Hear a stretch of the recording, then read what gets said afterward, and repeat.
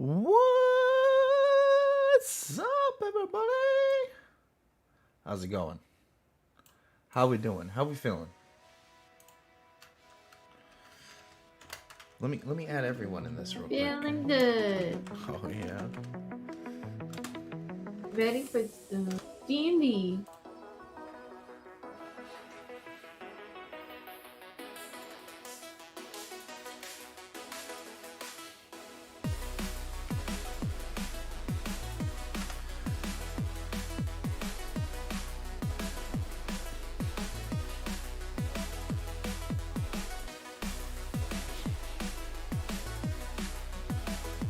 Got my.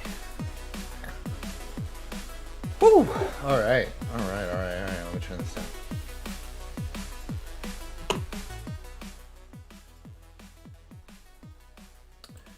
You know, I haven't heard from. I haven't heard from anyone. Oh, that is what Rev said. It always the chat never works on the OBS. I reset it, but the OBS chat always messes up. What's up, refugee? It's past your bedtime. Past your bedtime. Whoa, Dad? Wait, did I really sound like your father? That's weird. You sounded like exactly like him. Like, you caught it to the T. Well, that's the thing, son. I murdered your friend Jeff and hacked into his Discord account. You're grounded.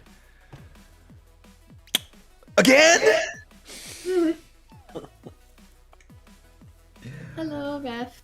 Wanted to say hi. Thank you, man. I love the support. I love the thank you. I appreciate it, and I know everyone else here appreciates it as well. Yoselin will not be with us today. She told us last week that she wouldn't be able to make it to this week's session. I should be expecting Uzuris, and I don't know where Dobie's been these last couple of sessions. So we'll see. He also hasn't really been saying anything to me, so maybe I'll find another person so that the party stays rounded, and then I'll just like Dobie will be here if he's here, but I won't have to worry. I'll know that consistently there'll be like 4 people. Because I know Caitlin will always show. Well, there's already 4 people that are consistent, so never mind. I don't need that. I'm consistent so long as my Wi-Fi is consistent. I know, right? Your I internet. know. Dude, it was killing me last week. It was like in and out so much, like in the middle of the game. There was one part where, dude, straight up, like I started talking for like 30 seconds. And then I finished, and nobody answered me for like another 10 seconds. And then suddenly the audio kicked back in, and like you and Yoselin were like mid-sentence. And I was like, dude.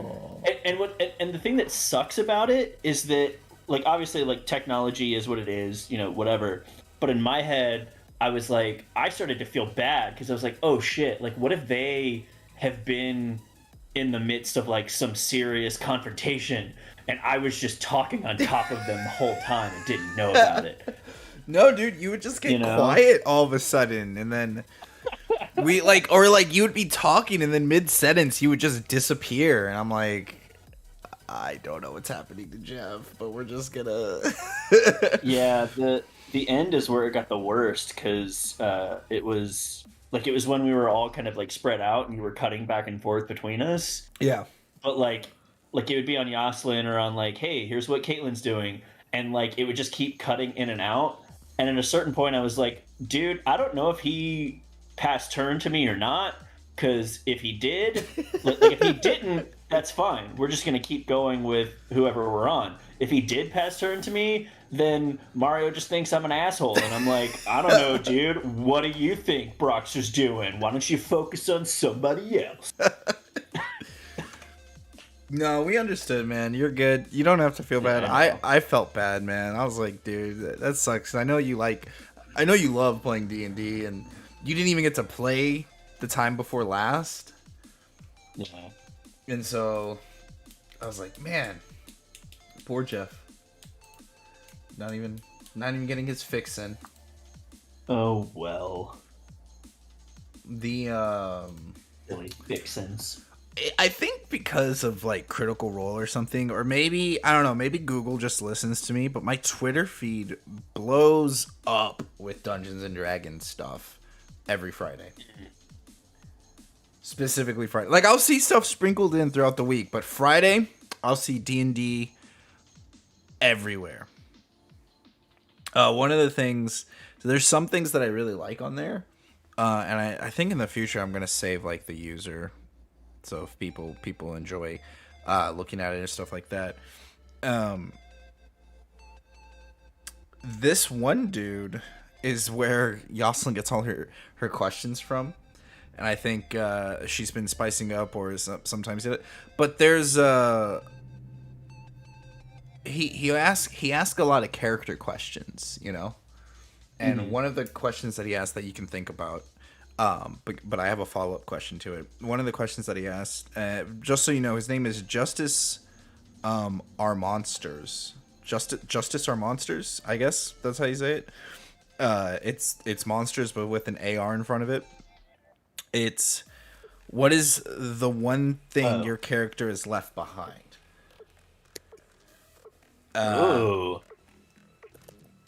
That's an interesting one, right? Like that Is one. he That on one. Twitter? Yeah, he's on Twitter. Oh, okay. I was looking at YouTube. He's on Twitter. He posts something. He usually posts something on Fridays or something like that. But he'll ask a thing, and so my other question to that is, I also saw another person that was like, explain to me why this music is really upbeat. Explain to me how your character is not a villain. Oh, that's interesting. Yeah, that's it. Because I think that one's funny. Because I feel like a lot of times when people play in homebrew games, they can act a bit selfishly. They can just be like caught up, be like, oh my gosh, another side mission, and it turns into a video game, and they're like, you know what, like I don't care about your problems. I got my own problems to worry about. They just like continue on forgetting about people, and so I love that like other. It's just so interesting to see that other DMs or other people playing, I shouldn't say DMs, are like, so how are you not the villain of this story? Yeah. I've actually never played a module, and every time Meaning you've never played one, or you've never utilized one as a DM? both. Interesting. I've never used or played in a module. Every time I open one to read it, to like get inspiration from, I used one. It probably wasn't the best one to use. I think it was the Yawning Portal one, or it was the one where it's just a bunch of dungeons. Wait. Yeah, the Yawning Portal. Or wait, no. Well, It's Dungeon, the book's Dungeon not. of the Mad Mage. Yes, that one. It's the second half of Waterdeep. Right. So I did that one. Not at all realizing that is the second half, but at the same time it's just dungeon after dungeon. But it's weird because it's really cool because they come up with like really neat dungeons and there's really like creative stuff in there. But I felt so restrictive as a DM. Like it was like everything was already done for me. I was just Interesting. there to tell the story. Whereas like here, you know, I get to be more creative. Like, and I guess I could be creative in there, but because I was trying to stick to the book, I didn't want my people to leave their zones. You know what I'm saying? Like there's this in the very first one, in the early one, there's these actors who find like a vampire coven that's been emptied out, and they take the clothes from the vampires and they pretend to be vampires. So what they're failed actors. They're actors who never made it, and then they became bandits, and then they found this place. So they pretend to be vampires and they scare people into giving them money. And like that's just so funny. That's so cool, right? Like Yeah. I love that. But then the people like it says that they have something to do like later on in the book or this and that, and the game doesn't really like, it tells you where they go from point A to point B, and I guess you don't have to follow it, but I don't know, I feel more restricted. I really do want to try out a module and see like, okay, how does this work? But I've also heard from other people that have DM'd a module that it is like it's restricted them, like they don't know what to do. And then there's also the part where it's like you want to read the book, or you want to be ahead. So if your players do something unplanned, then you can always be able to jump on top of that. So I was thinking about that recently. And you also run into the possibility of your players are like, oh, we're doing Curse of Strahd. Well, shit, I'm just gonna read through Curse of Strahd so that I know what's coming up and I know how to not die. That's actually, yeah, that's very true. Which is like its own thing, because as a player, why would you want to ruin the story, man? Don't do that. Unless you're just, I'm a D&D enthusiast and I've already played all of the modules. That's true. That sort of thing. But I've found a lot of success doing homebrews. I do own a lot of these books, and I want to just sit and read them. I've tried to sit and read them, but then when you're sitting there and reading it, you're like, it's not like you're reading Dune. Well, it is almost like you're reading Dune. Like it's just a slugfest of just rules, and this person's here, and there's this stipulation if this happens, and I'm like, man, It's a lot. What's that, Kate? It's a lot. I thought I was muted. It's a lot to remember as a DM when you're. Yeah, because you've done a little bit of a module. Yeah, and it's like, unless I have the, I read it like 3-4 times before we even did the thing, and I still had to keep going back and making sure. I know I could have played it a little more loose, but Yeah, but it's also your first time. But it does that to you, right? Especially if it's your first time too. Like you don't know, because you don't want to go too loose, because then you don't know what you're messing up for the future. And you also, you can't be too rigid because the players are very much, that way. So I don't know. Maybe I should study some of these modules, read them, and then like write my own. Yeah, this is kind of an inside baseball thing to say, but modules have always been tough for me strictly because of how they're formatted. Like, for some reason, like I can read a book, I can read a screenplay, but when it comes to D&D modules, like if I'm playing a module, that's one thing, but going in as a DM and reading it, I've just never been good at retaining the information. Oh, yeah. I wish that they were formatted in a way of the first thing you read is basically like, here is a short story. Yeah. Like just present to me like a novella of, here is the gist of what the story is supposed to be.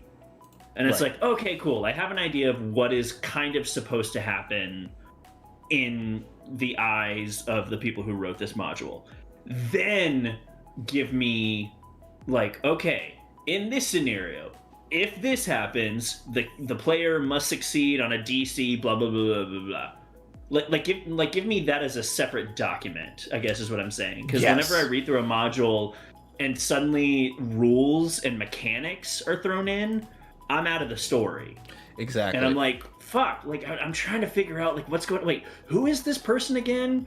And it's a weird thing where like especially with one shots, like you'll read it and then suddenly they're like Jarvis Greenleaf runs in and he says blah, blah, blah. And I'm like, who the fuck is Jarvis Greenleaf?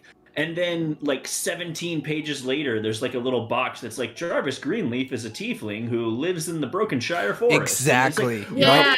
why didn't you introduce? Like, give me Yeah. like that should be another separate document. Just give me characters. Yeah. Like, I think- and then when they enter the scene, then I can pause and I can leaf back to the first page and be like, okay, who is this guy again? Da, da, da. But in terms of the actual document, just present to me the story as it's supposed to happen and give me appendices and stuff that I can refer back to. But I agree Yeah, to but- that cram it all 100%. in one like top to bottom structure, and I'm like, I can't follow this, dude.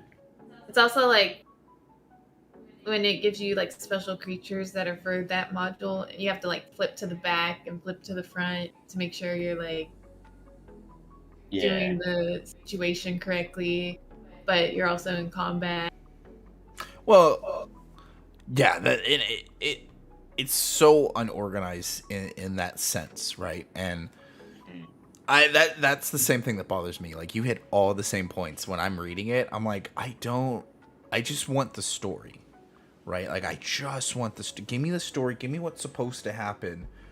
Because for me that would work, right? But I guess that doesn't work for everyone. I guess like they have to be laid out in a way where they can.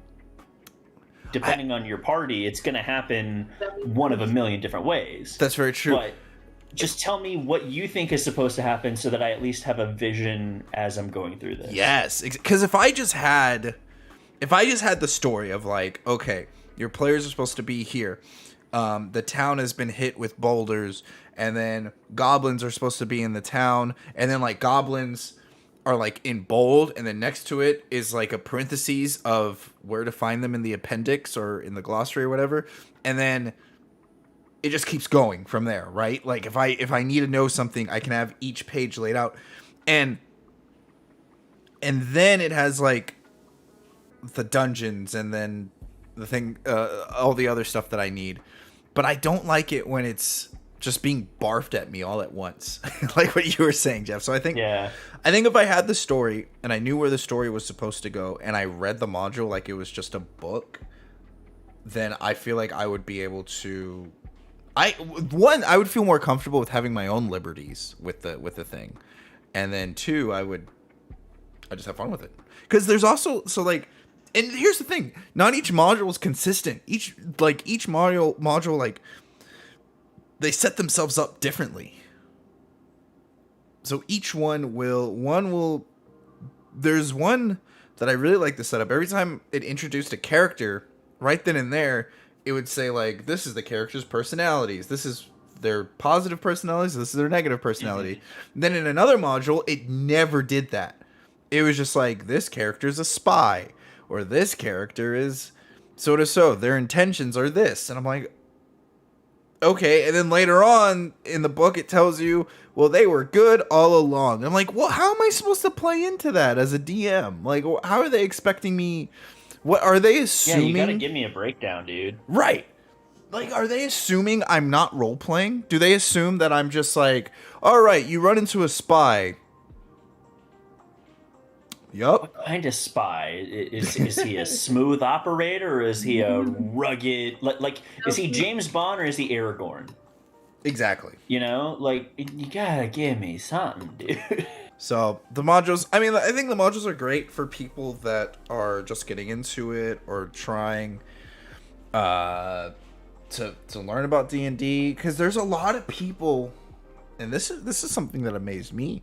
There's a lot of people who don't know how to play D&D. And when I say play, I mean like not knowing the rules and mechanics of the game is one thing, but knowing how to just play the game is a completely different thing. And that's something that the modules have helped me out with a ton. Like the like one of my favorite thing is I can, even though they're set up weird, I can see how they set up an RP session, or I can see how they set up a dungeon, or I can see how they set up a town or a city. I'm like, oh, okay, I get it. I get the, and then I can, because what I believe in almost anything, of course, there's always going to be exceptions to a bunch of stuff. I believe that if you're going to get into something, you need to learn how to do it before you start coming up with new stuff. So I like every time there's a new DM, like, and they ask me for advice, I'm like, okay, my biggest thing of advice for you is just learn the game, know the game, before you start doing any of your ambitious idea, before you start changing any rules, before you start doing any of that, just play the game. Just play enough to where you're comfortable, and then start tweaking it and messing with it. Because when I was first a DM, I just didn't understand. When I was a player, the first time when I was a player, I didn't know how to role play. You wouldn't guess it now with the way how much I love to like voice act and mess around and make stuff up. But I didn't even know how to role play. I didn't understand the concept of like talking to my DM and then them talking back to me, and we're like playing out a scene in a movie and it's all improv, and then I just didn't understand that. I didn't understand my boundaries. I didn't understand like, oh, how far can I take this? Refugee, I still don't know how to roleplay. Well, here's another thing that I'd say. I say and that's bringing me to my point, is once I got that book, the book is basically assuming or showing you like, okay, this is how we expect you to play the game, but of course it's D&D, so play however you want to play however you like to play. But once I saw that and I saw, oh, okay, then I got a better idea of how things were structured. And then once I figured out how the structured was, I was like Chris Pratt in Guardians of the Galaxy. I was like, I'm gonna make some weird shit. Make some weird. That's my favorite, dude. When I found that GIF, that was D&D to me. Yes. I was like, oh my god, that if someone were to say describe your love for D&D in a GIF, it would be from Guardians Volume 2 when Chris Pratt says, "I'm gonna make some weird shit." that incarnate is my love for this game. And it's just like in that movie. And if you haven't seen that movie, basically the saying is you got to learn how to walk before you can run. And that's what it is. You know, his dad plays catch with him, teaches him how to harness his energy and do and you know, build and create stuff out of matter. And then once he learns the foundation of how to use his energy, he then starts making Pac-Man and other things. And so like exactly. learn how to get the vibe, learn how to do things, and then start making all that weird shit you want to make. I don't like playing with people. This is okay. I shouldn't say this too divisively. Kate is talking, but I can't hear her. I don't like playing with people. That's what. Yeah, that's. the no, I don't. I hate playing D&D with people. They're so annoying. I don't like.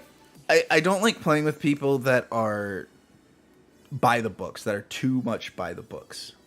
Obviously, you guys know this, but for people watching, just say I don't like fun. That's my motto. We know that. They, you know, like with people that play by the books, for those of you who watch the show or for those of you who play in my D&D, you know I'm pretty laid back when it comes to rules. With some things I like to know stuff just so I know how to like structure it, but for the most part it's like whatever. I'm like, oh yeah, that sounds cool, let's go for it. Or yeah, and people by the books, I think it's good to start off that way, but I think it's better to begin to lean away from it. You get so much more out of the game when you are bending the rules. You know, I will. I like where you're going. I will see what you're saying, and I will raise you one thing. Uh-huh.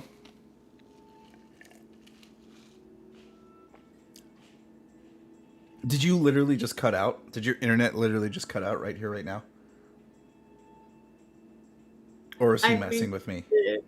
Before you can start to step outside of the Jeff, fundamentals. your internet cut out. Jeff, your internet cut Ah, out. crap. I thought It's you were like, messing it's with okay me. for like Sunday No, night. can you hear me now? Yeah, dude. It was like Okay. you literally said I'm gonna raise you one thing, and then it got quiet.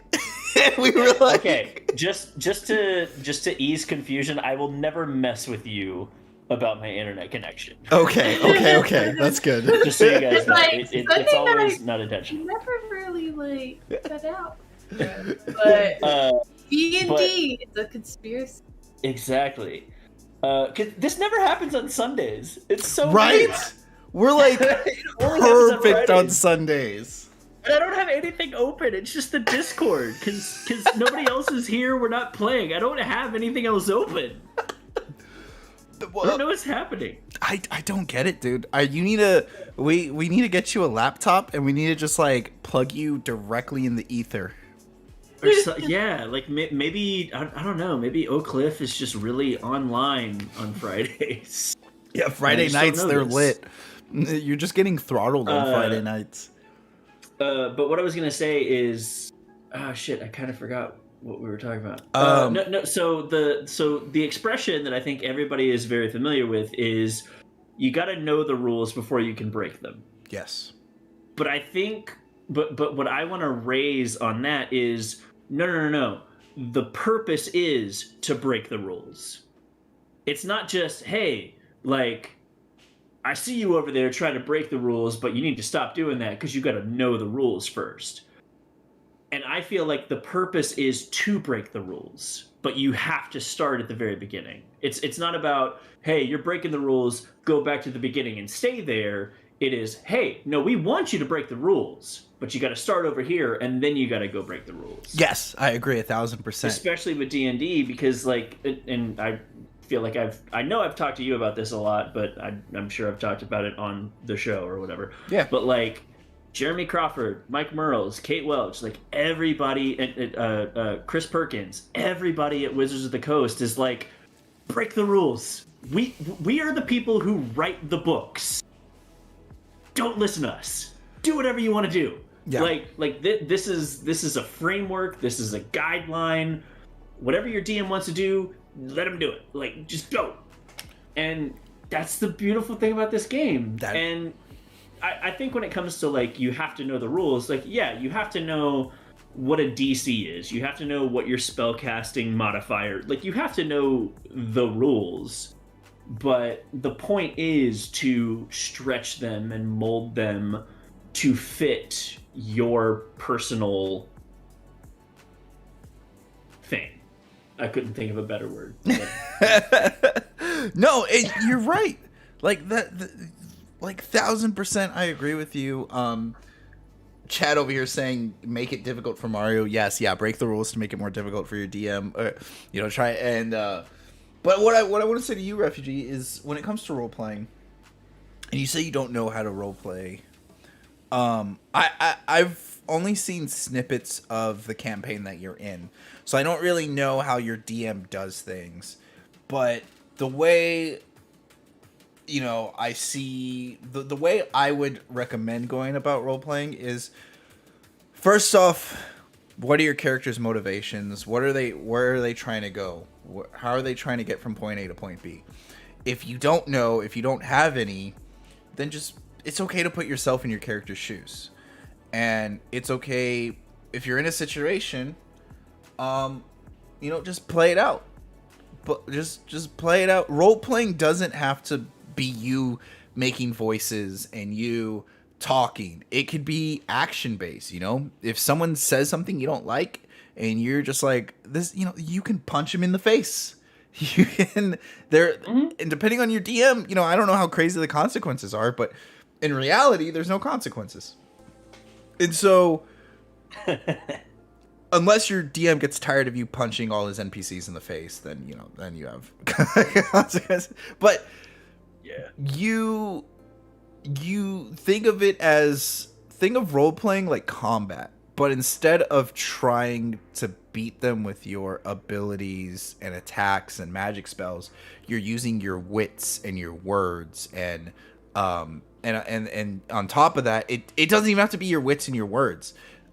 If you're talking to a guard, or if there's a guard stopping you from entering a place and you can't persuade them to let you in, role playing is also looking at your ability thing and being like, oh, I have a 15 in acrobatics. Like, I will just sneak around the side of the building and try to climb my way into a window. Or, like, that's role playing. Role playing is, I'm going to cast a find familiar spell and use my familiar to sneak into the building for me. Role playing is also, this guard won't let me in the building, I cast fireball and burn him to a crisp. And there's I totally get where you're coming from though, refugee. Like, it's not, I was in the same place. I had no freaking idea like how to even, I just didn't understand. I didn't know when I was allowed to do what, but with time, and especially with the group, as you and the group get more and more comfortable with each other, it starts to get easier. And then also it helped whenever I listened to other people play the game, and things of that nature. I'm going to, I think I just want to glom onto that if you'll allow me. Yeah, go for it, please. I'm gonna be AFK, but I'm listening. Okay, I feel like just to kind of well, refugee, you didn't ask a question per se, but just to kind of add to that, I feel like role playing is just finding where you end and the character begins. Because I feel like a lot of people interpret role play as, oh, I need to completely step out of myself and become my character, and it's this like super deep, intense, serious thing of like, oh, I figured out my character's backstory and this, that, and the other, and oh, well, I wouldn't do this, but my character would, and I have to put on a funny voice because that's how my character sounds, and it's this like whole, like it's like putting together this homework dossier of stuff. But really what roleplay is just that fine line of, this is where I end and the character begins, because sometimes, like, I have found myself in situations, and I'm going to speak about Broxer specifically, because Broxer to me is the closest approximation of me as a D&D player as I could get. Because I've done that thing that I was just talking about, where I'm like, oh, I'm gonna really get into the role play and create this character with this backstory, and this person has all of these qualities and these personality traits and da-da-da-da. And then when I get into the actual gameplay, I'm like, well, shit, I don't know this person. Like I don't know how to play Sherlock Holmes, or how to play this person with this crazy tragic destiny that they're supposed to live up to. And just, like, I can't relate to that. And so I created Broxer because I was like, I'm tired of doing that. Like, I can't roleplay as Sherlock Holmes, for example, because I don't know if you guys know this, I'm not that smart. I don't pick up on cues and stuff like that. So the reason that I chose Broxer is like, dude, this is the easiest thing for me to roleplay, because when I play D&D, like, I'm just here for fun. I'm here for good times. Sometimes I lose track of what's going on because my mind wanders and stuff. So I need to create a character that kind of fits that.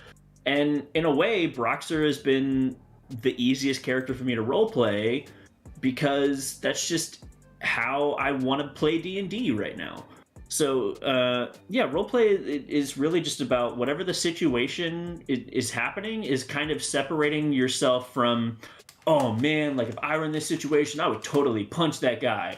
But you kind of have to be like, well, yeah, but would my character punch that guy? And sometimes you can be like, well, I don't think my character would punch that guy, so I'm not going to punch that guy. But sometimes you can also be like, well, I don't think my character would punch that guy, but this guy is especially pissing me off right now, so I'm going to punch him. And it's just about and you just kind of have to suffer the consequences, whatever they might be, you know, like it's a balancing act of, you know. Yeah.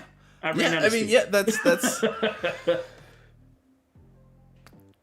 I mean, that's it, man. That's role playing in a nutshell. Like, I like how you said that it's blurring the lines between like you and your character, and you do have to put a little bit of yourself in each of these characters, or else you can't. It's hard for you to attach to them. Mm-hmm.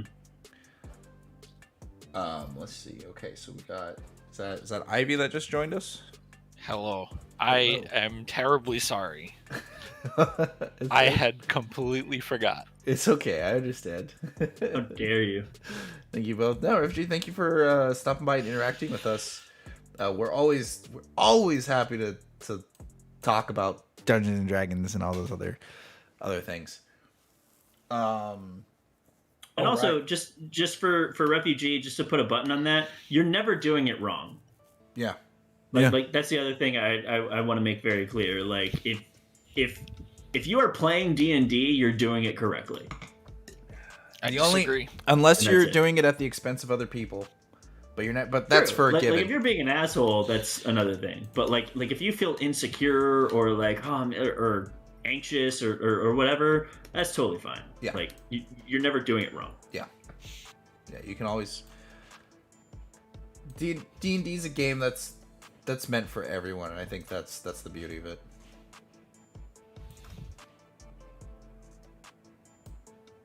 Yeah.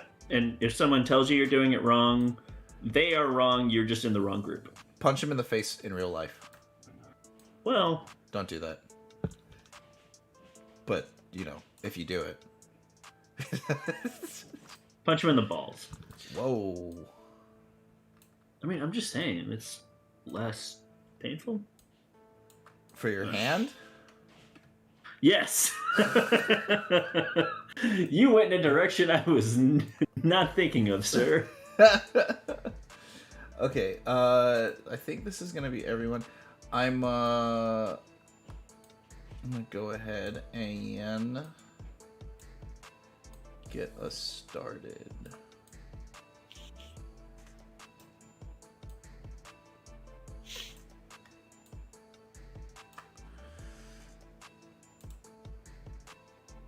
All right. Well.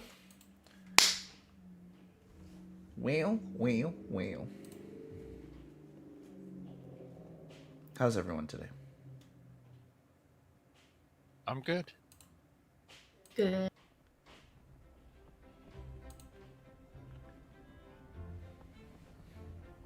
Perhaps a little too good. Uh-oh. Uh-oh. Can't have any of that. I need you to roll a natural 1 right now. Okay. Do it. I need you to roll, and I need it to be a natural 1. Okay. I'm logging into Roll20. Give me 1 second.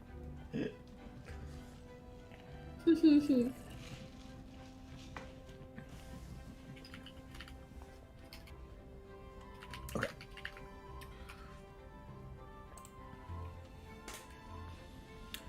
Hello, fellow heroes, and welcome to the Roll to Start podcast, where me and my friends, just a bunch of regular people, regular dudes. You rolled a 17, you failed. Play Dungeons and Dragons together. Out of context, I asked Uzuris to roll a natural 1 for me, and unfortunately, he rolled a 17.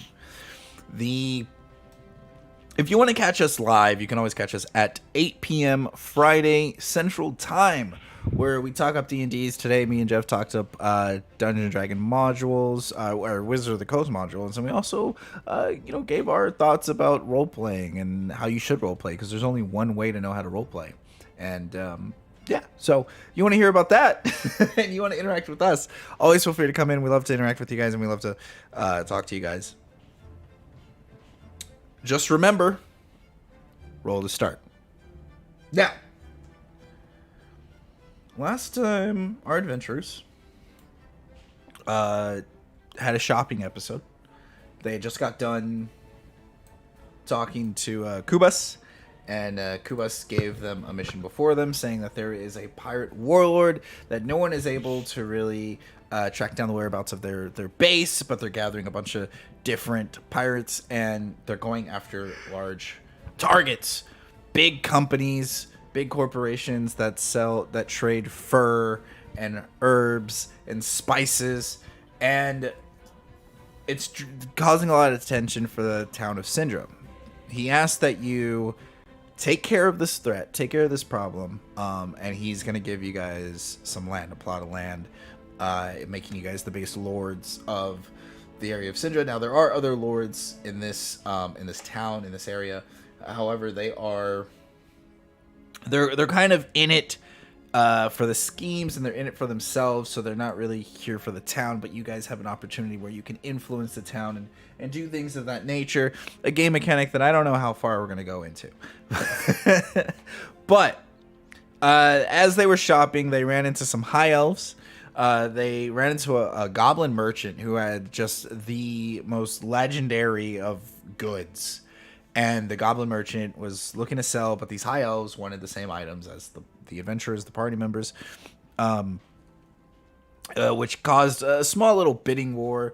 But out of spite, the characters paid extra for the equipment anyways, because they didn't want those high elves to get it, and they had a little feud, little fun little feud. But that leaves us back to where they are gathering up.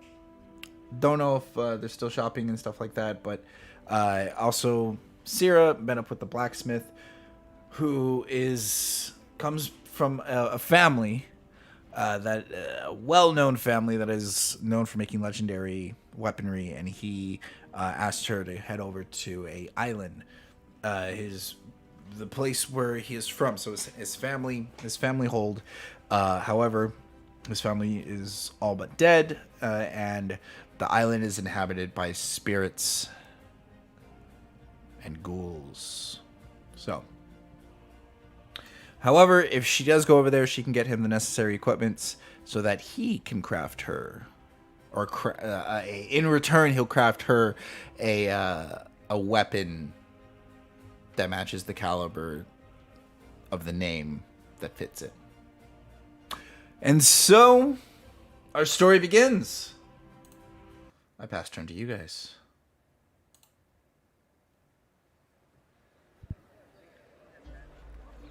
Okay. Azurus, Yes. do you want to go to a ghost island?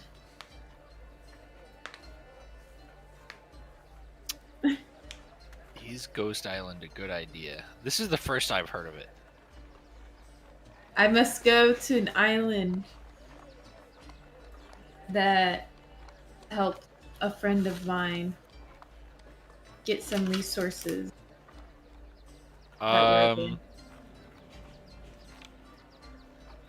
Yeah, I'll fuck us some ghosts. All I remember is like last time we fought ghosts with Azurus. Oh my gosh. I do remember that. Yeah.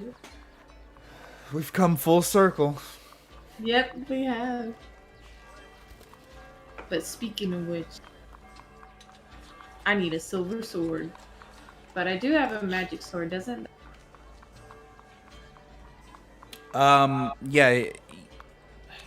Yeah, magic sword will work. Oh, wait, are you saying like specifically against ghosts? Yes. And creatures of those sort. You can make an Arcana check. Well, wouldn't it be a nature check? Hold up. I can't stop yawning. I know, I'm same way. You want Either some way, you want some coffee? I would love some coffee. I got some here for you. we have pumpkin Alright. and spice. I'm on my way. All right, sounds good. Let me just put it through the screen real quick. Throw it out your window really hard, and I will catch it. Throw it out your window. I'm like constantly paranoid because I don't know when Jeff is like disconnected or here with us. I know. Wait, like paranoid because it's tense because you don't know if I'm there, Right. or paranoid because you're gonna say something that I'm not supposed to hear. No, I'm well, you know, that begs. Either way, it's a 10. Okay. Yeah. You know, like silver. Essentially, like magical items possess kind of they give kind of the same vulnerabilities as what silver does as a property. So you feel confident enough that like having magical weapons will do good against the spirit. Then I don't need a sword. Have you seen Broxer, Zeus? It's been a while. Oh yeah, where are they? I've not seen him around.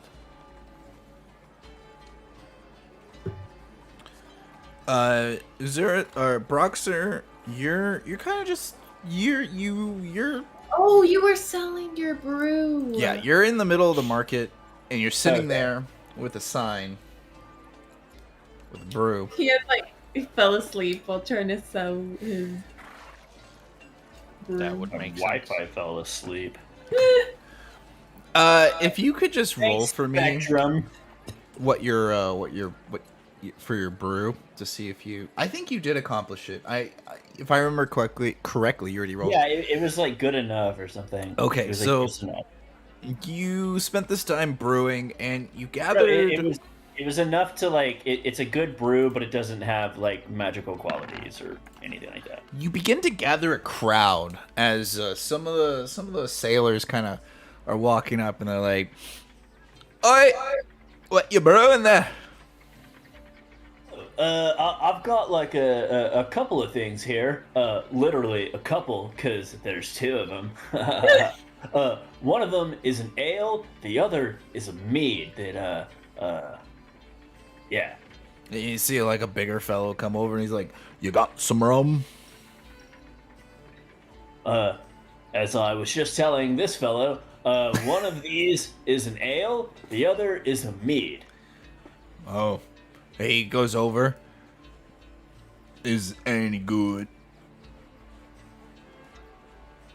I'm sorry. What was that? You've got like something like in your throat a little bit. Could you repeat that for me? He looks over at his buddy, looks back at you, and says, "Isn't any good." I feel like taste is in the mouth of the betaker, dude. Go ahead and roll for persuasion.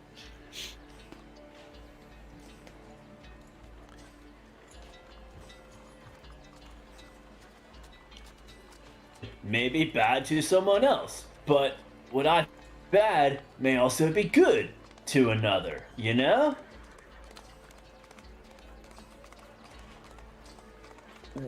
Were you talking that whole time? Yep. Go ahead Okay, and roll we're gonna for go. persuasion. Back in the scene. Is it good? That is a relative question because what I think is good might be bad to someone, but what I think is bad might also be good to another. So you tell me, bro. Roll for it. Charisma. I felt fucking 5 seconds of silence, and I was like, they didn't hear any of that shit. No, we got you. Oh, this sucks. 15. 15. The larger fellow kind of scratches the top of his head. He's like, yeah. Can I try some? Well, absolutely, dude. And I will procure him a mug of the ale. He takes the ale, swigs it down. He starts, and then, oh, well, that's a wonderful taste. And he says, another, as he slams the mug back down on your like rickety little setup. Okay, dude. You're on. That'll be 1 copper, please. He starts searching his pockets, and he pulls out a silver, and he goes, 1 copper, and he puts it on your table. Whoa. Excellent, dude. Yeah. Have as many rounds as you would like.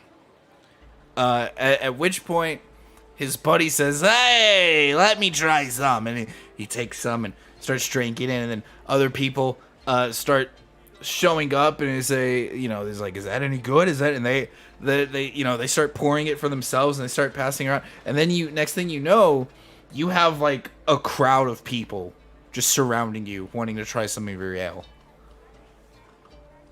Whoa. But you only have enough for like a dozen of them. Hey Mario, can you do me a favor? Would you, because I want you to be involved, I want to make you a part of my thing, dude. Will you roll a D100, and then whatever you roll, will you divide it in half?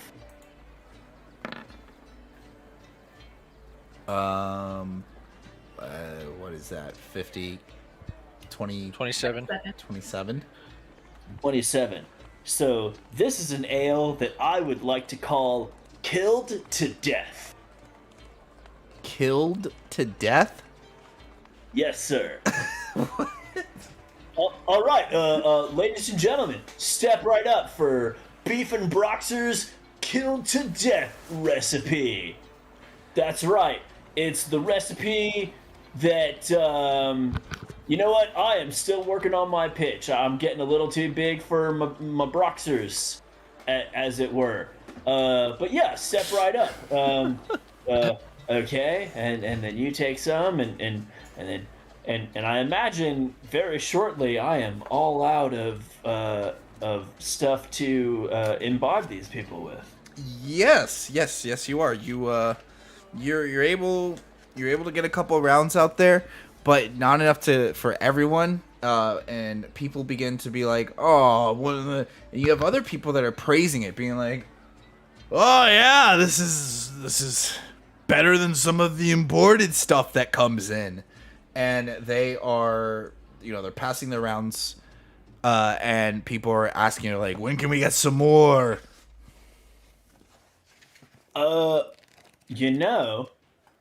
That's the thing, dude. I can't tell you. You just have to show up and find out. It's that is I will now where I once was addressing the individual talking to me, I will now open it up to the crowd at large. What you folks must understand about my process is, on any given day, you don't know what you're gonna get. So if you like what you tasted, it's kind of like a crapshoot. If you're looking to come get some more, maybe you'll get it, but maybe you'll get something even better. Make a persuasion check. Oh, that's less than I wanted it to be. That's a 7. But it's character appropriate. They're kind of like, everyone's like, well, and then you hear someone in the back be like, "When is this one gonna come back?" Oh, that was like a legitimate question. To answer that, I don't know. You hear some murmurs and stuff like that.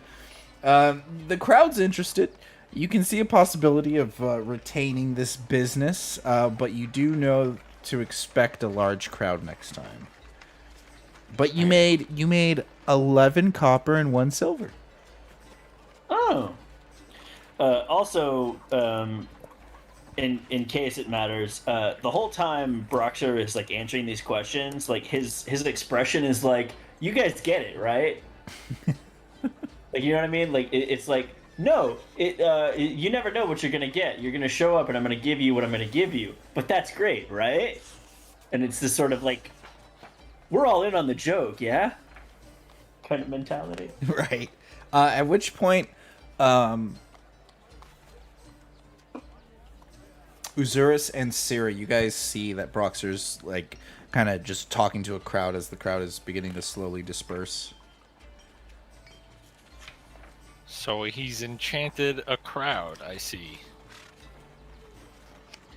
Seems he has. But we found them. That is true. I guess that fight didn't take too much.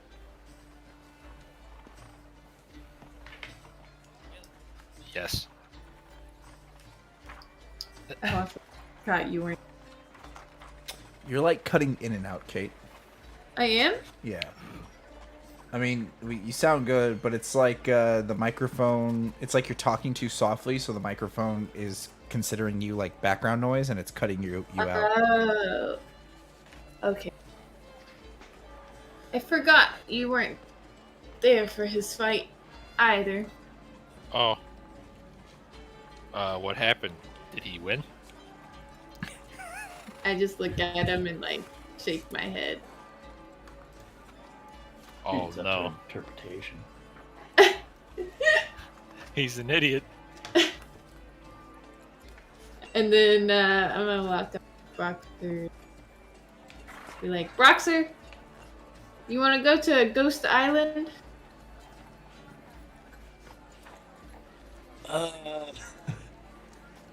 I look back. The crowd is kind of dispersing. Yeah, Yeah, they're basically they're kind of over it. Yeah. At which point, you see a lot of the people that are also setting up shop, that like food and grocery, like the produce people. They're all looking at you, and they're kind of like giving you thanks as all these pirates are now like looking at their wares and buying from them. Well, pshaw, let's go. All right. And I will start to dismantle my equipment and kind of break down my setup. Okay. That. Oh boy. Just threw up in my mouth there a little bit. Sorry. You don't have to tell people that. Yum. Well, that's just how disgusted I am with you. Okay. That doesn't take too long. You get that done in 2 seconds. Nice. I just cut out again, didn't I? No, it's just... No! This is like Oh, a you game said now. that's nice.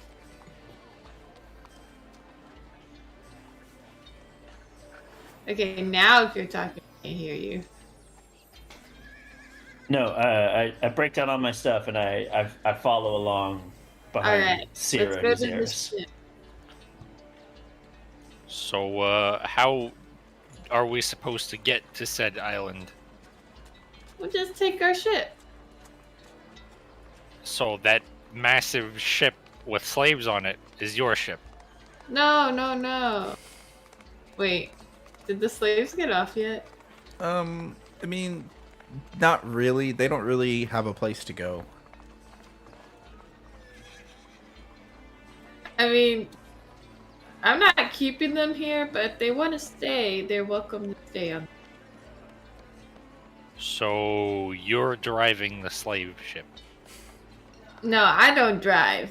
Prophet drives. So you're the slave owner?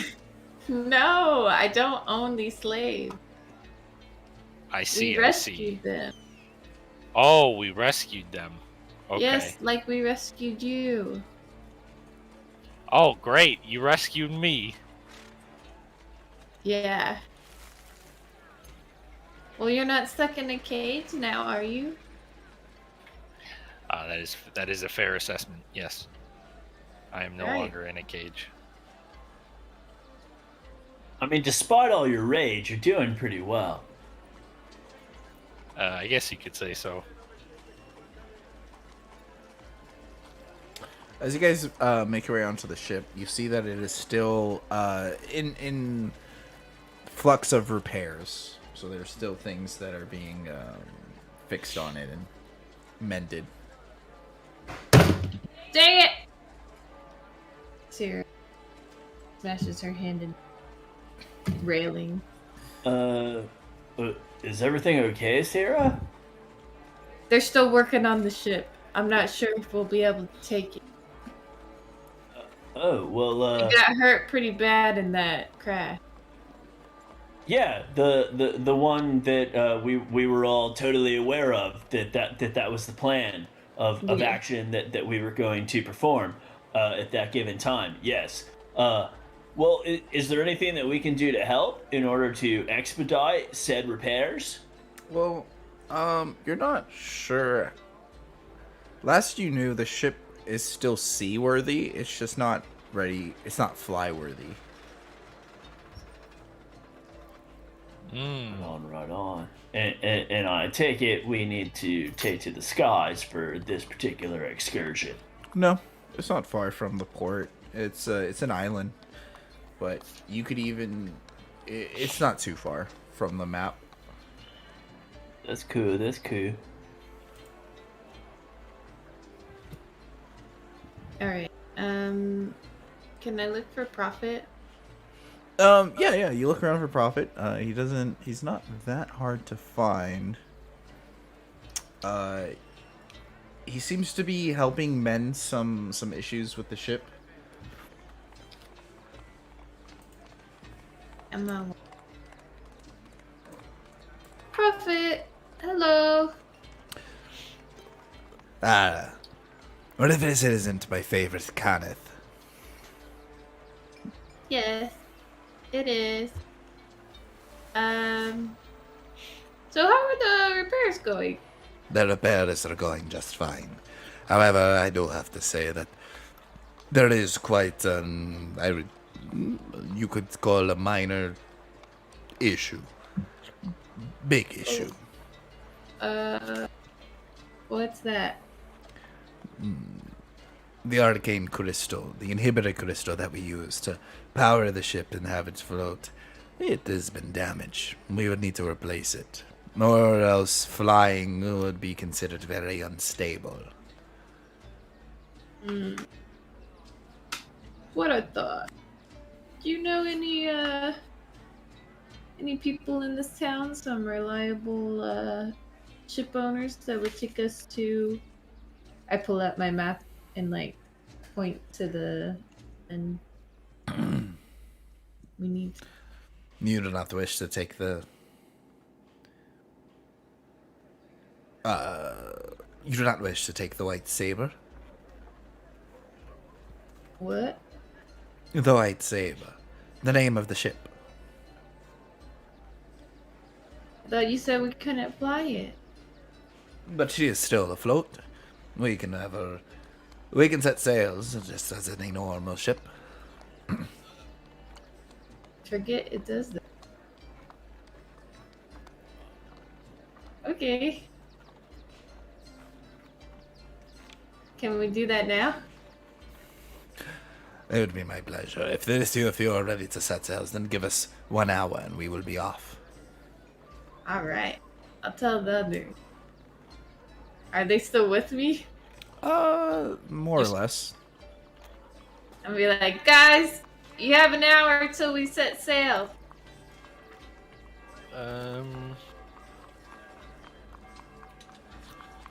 How do we kill an hour? Just like this. Just like, so Playing D&D and get D&D. the island is over here. Where's what I'm looking for? Here it is. The island's just right here. So, after an hour goes by, if there's nothing you guys want to do, the ship's going to depart. And you guys head off. Everything... Well, let me roll some dice before I say that.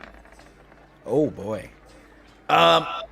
The clouds are brewing. Oh. Clouds are looking dark. Nothing seems to be hitting you. You guys are going to get to the island within about, I want to say about 2 hours. And If you want to do something on the ship before you get there, now would be the time. I can't think of anything. I'm gonna walk up to Azuris and give them scroll that I just. Oh, the scroll? Yeah. Gotcha. Oh yeah. This is great. This is great. Where's my paper? It's like, I have it right here. Ah, yes, Gias. I will. Ooh. I will put this away and learn it whenever I have an hour. Okay. Well, Prophet said it'll take about 2 to get there. So Oh. you guys are going to be... This is going to be a short rest. So do what you need to do. I don't think After short I was rests are- revived, how much health do I have? 1. Well, no, I have. You're at 1? Like 1 HP? Yeah. I would also be at 1 HP if that's. Holy shit, you guys. Yeah, that was what, like 2 Yeah. sessions ago. Yeah. One. Yes. Please. Now you did eat Can we s- food. What's Can we say that every time my Wi-Fi cuts out, everybody takes a nap? that? If only. Oh, Zerus is so hard to find. I mean, oh wait, no, I don't have that. I'm in Trevor all of a sudden. I was like, here, let me. Oh no, I have cure wounds. That's a Bracha thing. So you I can mean, take a short rest while you guys are on a boat and stuff like that. I'm on a boat. Yeah. Oh you yeah, guys I want guess me we can to- spend hit die. Do you guys want me to like give you like a little shiatsu and kind of rejuvenate you a little bit, or do you want to just speaking completely out of character, just roll some hit die? I think I will use my hit dice. Oh, okay. It's gonna take a lot more than an hour to copy this scroll. Oh no. It's gonna take 2 hours per level. It is a 5th level spell. That's 10 hours there. That is 10 hours, and it costs 50 gold. Per hour? Per level. Oh wow. So 250. So- Yeah, dude, copy and scroll is no joke. Yeah, that's a lot. I Just- suppose I can't do that. Just use the scroll for free. Oh, but Oh have yeah, to you can use the potentially the roll. spell one But time. then the scroll The goes scroll- away. Yeah, use this. imagine, Just yeah, dude. Just use it. imagine. I'm going to start crafting a device. So You're gonna start crafting. Yes, What are you crafting? a revivify. You can do that. I know. You can just craft a spell. That's what you said. What? I said you could. No. What? What? Let me. I heard it. now hold on. Who's footing the bill for this scroll? Hmm.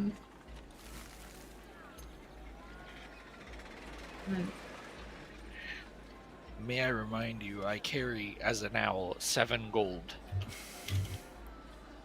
Can you carry Yes. more than that?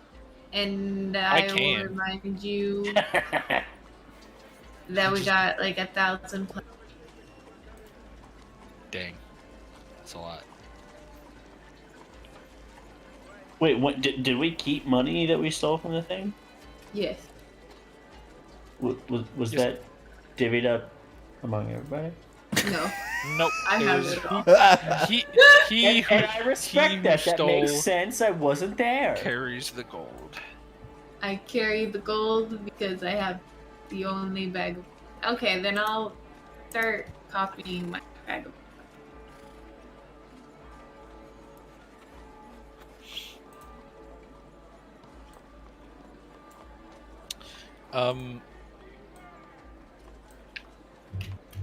What do we have? We have 11 hit dice, right? So I could just fucking spend that whole thing in one short rest. If you wanted to. Just keep in mind, after a long rest, you only get half of them babies back. Oh, really? Or maybe. I don't know if Mario has a... Yeah, that's Oh, the let's put it official on that. rule. I always forget about that too. Thank you! Wait, you Because don't it's get half stupid. back? Because it's stupid. It is pretty dumb. Hey, Yeah. I think the dummest thing is it's just an extra thing. Like it's Like, it go back doesn't to seem last like week that's and how say it that- would work.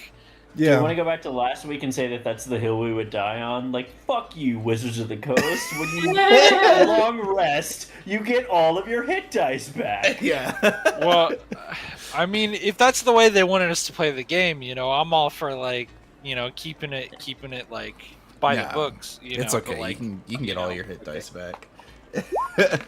Holy shish kebab. Alright. Let's set one. Resting 186.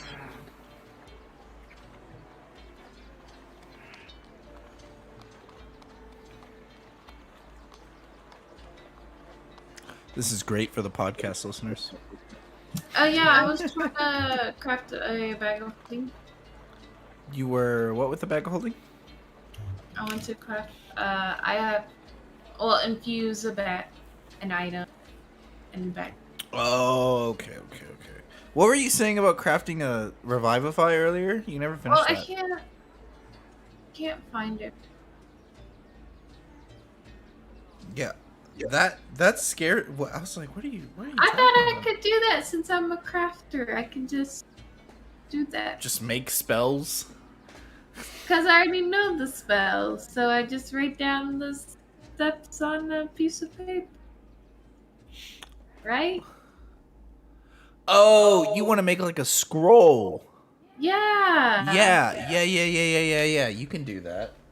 Oh, okay. I was So like, you had told what? me before. No, I thought you were just like, okay, so I'd like to have the wish spell, and No. excuse me. Okay, you want to make a scroll? Okay, Yes. so And before you told me I need like 500 to. yeah, before and I did it 100. all. So what's revivify? What level is that? third. It's Four? third. Third. Okay, so we're still testing out the. Is it third or fourth level? It is a third. It's third. I Third don't level's have one. any. Okay, so you'll need 500 gold pieces, and it's considered 1 work week. But because I do 1/4 of the time. yes, I just don't. I feel like our game is too fast paced for that. We'll go ahead and cut the work week in half. So It's only half the gold. so we'll say it takes like 3 days. We'll say it takes like 4 days. It takes 4 days, and then you do 1/4 of that, or you take off 1/4 of that. Yes. So then 3 days for you. So you need to do 3 days worth of work to make a revivify scroll. And it's For going to cost you 200 500 gold. gold pieces. For 200 gold because you're an artificer. Yeah. There you go. So go ahead and roll to see if you are successful in crafting it. Ah! Was that good or bad? That was bad. I never get inspiration point. What is it? It's a 1. You don't have... Okay, but I add so I get double proficiency. So So it's at least a 9. 13, it's 14. You did it. You passed. I forget ability aren't. Yeah. Ones don't matter if you have... if you're capable of just making the spell. That's a good loophole. Okay, yeah, you're good. So you're successful this time. That you can mark... Well, you're only doing this during a short rest, so you can mark half a day off.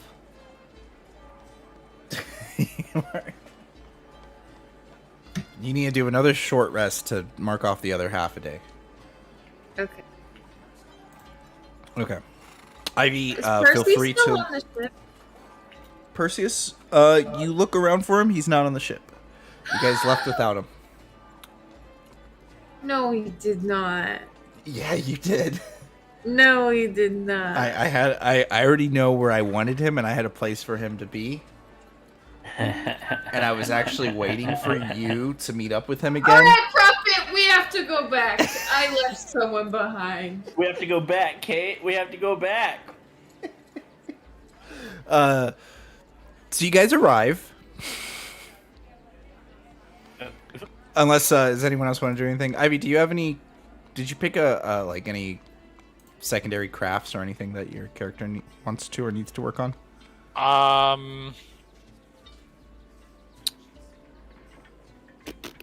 No. Okay. Don't feel like that's written in stone. If you want to end up getting something, feel free to. Yeah. It's gotta work. You know, I'll work on it to make it work. Yeah. And then Are you gonna start on the spell? I'm just. Nah. Just like for the sake of. I think he was asking for money. Oh, did you give it to him? I just wasn't listening. Oh, was he asking me? Yeah, he was asking for money. I will give him the money.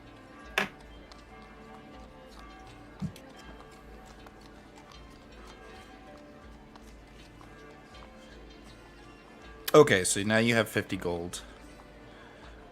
Oh, you mean like copying the scroll? Yeah.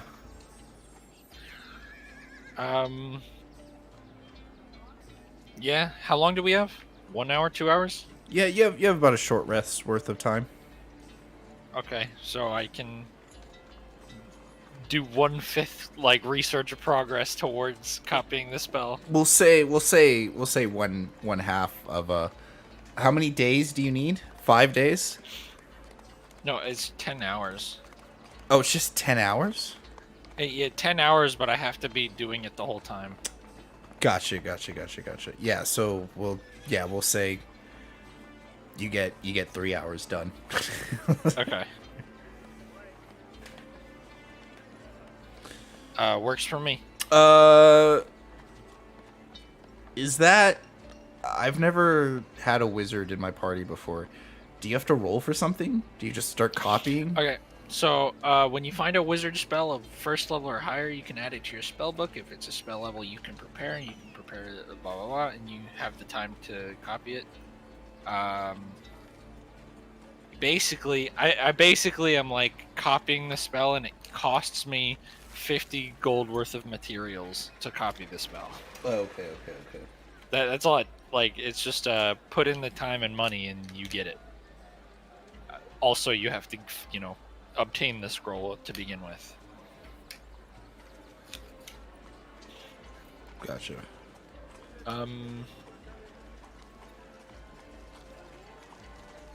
Yeah. Okay. All right. Broxer, anything you want to do? I mean, I think I'm pretty chill, dude. I'm just here to accompany my fellow adventuring party. That works. That works. And if I do have preparations that I need to take, clearly I am not observing them, and therefore I will kick myself in the shins when I find myself ill prepared later on. Ask. You're gonna ask what? I'm gonna ask Brox. So, how much money did you make off your? Or And I will literally. you cut out. Oh no. He's gone. It's like it cuts out at the perfect times every time. I know. Literally. Do what? Right. You- Okay, you now cut we out. can hear you. Cut out the very. Oh, you sound like a pinball machine. What just happened? Fuck! Okay. I procure the 11 copper and 1 silver from my. There's no way. This is so crazy. I wonder why his internet's like this. Like this just started happening. On my table. We just heard on my table.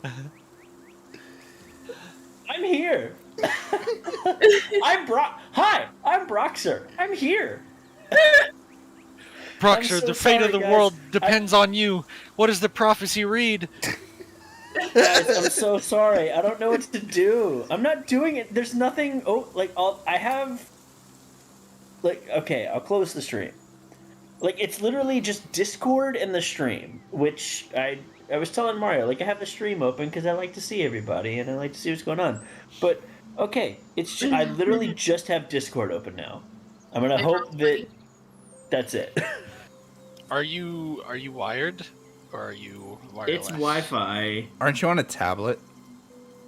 Yeah, but that, I mean, it should just be the. Does that matter if I'm on a iPad? I mean, I'm not on an iPad, but like tablet versus laptop. Does that make a difference if it's the same Wi-Fi? How far are you away from the Wi-Fi?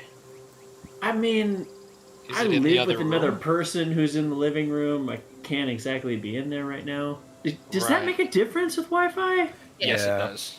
I thought Wi-Fi was just awesome. Well, you see, Wi-Fi is just awesome if you buy a awesome, expensive router.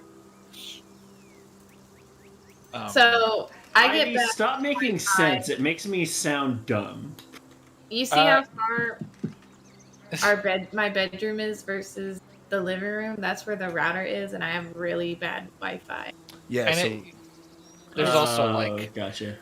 it's radio waves and interacting with walls and air and humidity and It's 2021, bro. That shouldn't It's- be a factor. it's all I mean, physics is very much a factor no matter what. No, I'm that's messing true. with you, but like, yeah, it No, I know. matters. So here's where I But think we that are. whole time you did not cut out. That is true. That's Yeah, because the fate of the world didn't depend on him just now. I love that us just shooting the shit about how Wi-Fi works. I didn't cut out. But Broxer, how much money did you make selling your drink? For the third time, but only the first time that you're hearing, I will pull the change out of my trousers and say, this many. And I have 11 copper and 1 silver. Yeah, it was the craziest thing. Like, I just started making brews, and then people just started putting shekels on my table, dude. And exactly how many shekels did it cost you to buy all that brew equipment? I mean, this is just like what I had in my pack, bro. Yeah, I didn't. I see. I mean, eventually I will spend more to make more, but this is just what I had on me, as of now. I believe in you. Follow your dreams. If you could Excuse zoom me. in on Broxer's pupils, this is the most important thing he has ever heard in his entire life.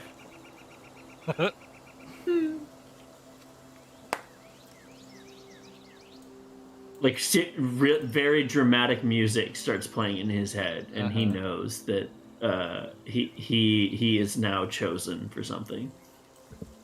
All right. At least you made something. You did it. I'm go craft All over right, here. hold on. This is what plays in Boxer's head. Wait, what are you playing on the stream? Yeah. Shit! Now I gotta open the stream so I can hear what you're playing. Yeah, but I think it's because you had the stream open and. Mm-hmm. I think the stream was meant. Here, I'll try to play it through Discord so you can hear all No, I'm gonna mute you and then do the stream.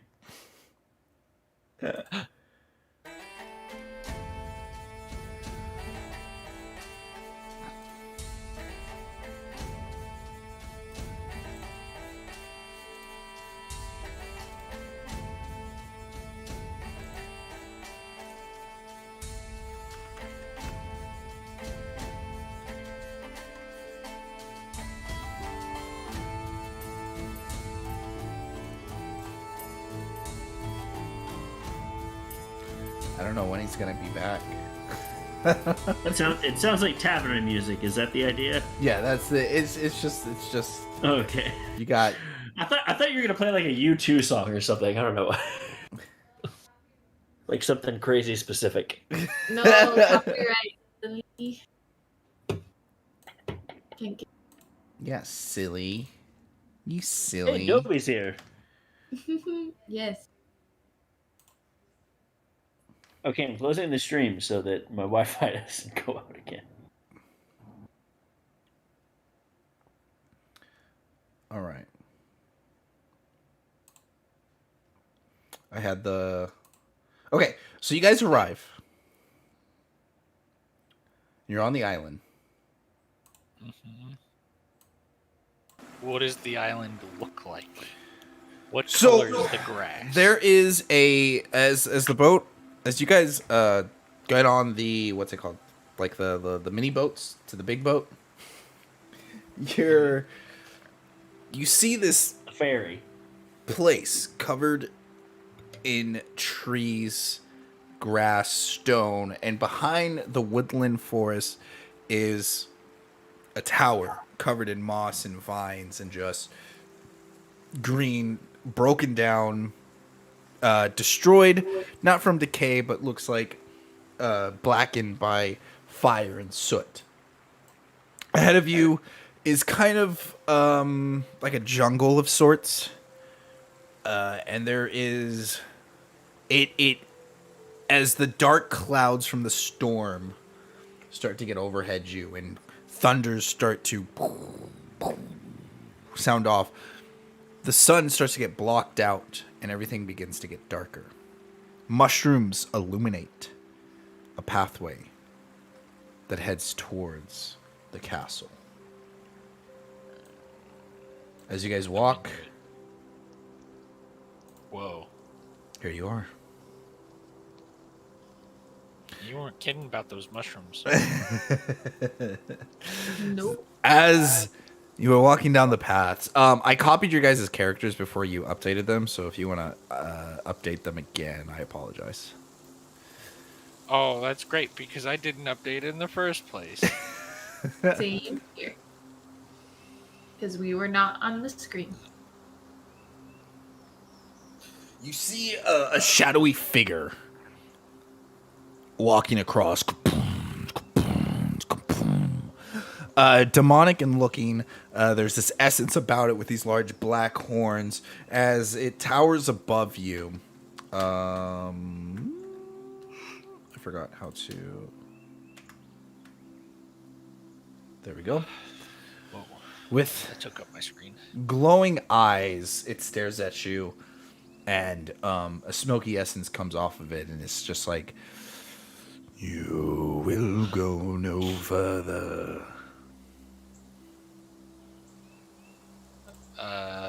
What? guys, I think he says we can't go any further. Yeah, we should definitely turn back. And why is that? Because the voice said that we should go no further. So I'm gonna walk up to it To you. and say, "What happens if we go further?" Then your fate will be the same as everyone else's. Insight check. Ooh. Okay, go ahead, roll for it. I think my insight is wisdom, is it not? yes. Yes. One sec.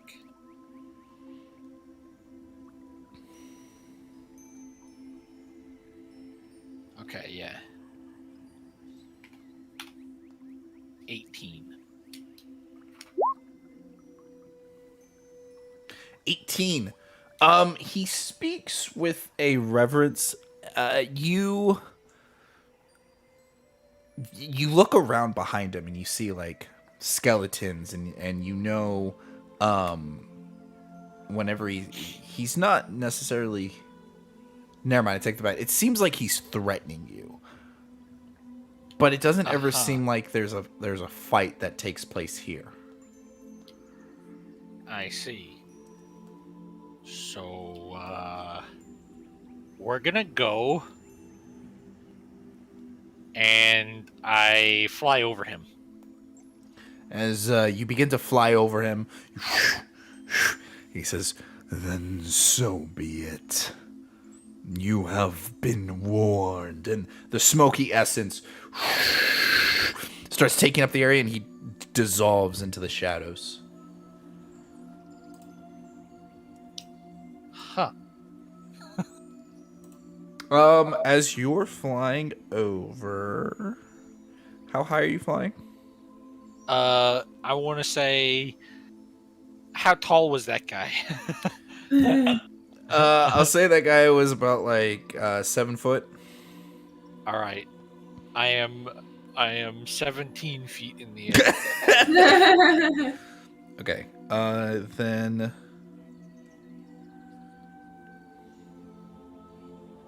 Okay. Make a acrobatics or athletics check for me. As I. Okay. So Zurus begins to fly over the guy. 8. 8. Love that. And as Uzurus begins to fly over the guy, he disappears. Uzurus is fine, kind of maybe like scoffs to himself about how the guy was just like a bit of a wuss or whatever it is. And then Uzurus, through the thick of the woods, it almost looks like a giant vine, goes out and boom, smacks you and grabs you. You see Uzurus, there's just this dark, shadowy, like tentacle, thick vine. You can't really make out what it is because of the darkness. Just boom. Uzurus, because of your passive perception, you are not surprised. I'm not gonna say this thing snuck up on you. Okay. Well, no. I take that back. Let me. Okay. Uzurus, make a dexterity check for me, please. Okay. Saving throw. 18. 18. Okay. So what would have grabbed Uzurus, misses. Because Uzurus, you look down and you see this large boulder begin to move with a bunch of tentacles. And then you see one of the tentacles snap at you. As it looks like it was a predator of sorts. But because you're able to catch wind of it, it was unable to sneak attack you. And misses you. Because I rolled a 9 for stealth. Okay.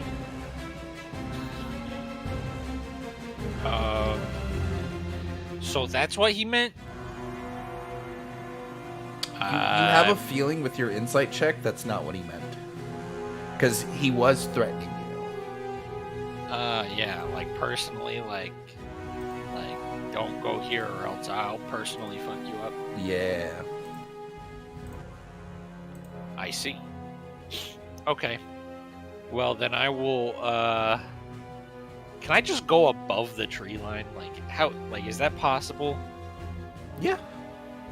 Okay. After my recent, encounter with something in the trees, I will go above the tree line to just, I mean, see the top down of everything. Okay. See what's going on. You go above the tree line and you look down and you see a froghemoth. A froghemoth. A froghemoth. Now, do I know what a froghemoth is? So I have a home rule. If Uh-huh. you, as a player, know what it is, I'm okay with it. You probably learned about it by reading in a book or something like that. If you, as a player, don't know about it, then you can do a nature check to see what you might know. I mean, I can maybe infer what a froghemoth is. Yep, you can see it on the map now. Oh, can I? I gotta zoom out. Yeah, that is spooky. Yeah. It's a big okay. boy. It's this giant looking thing that's just.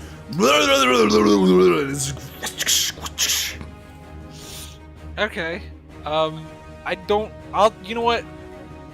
I will make a nature check. I hope. Wait, is nature is intelligence, right? Yes, I believe. I don't know.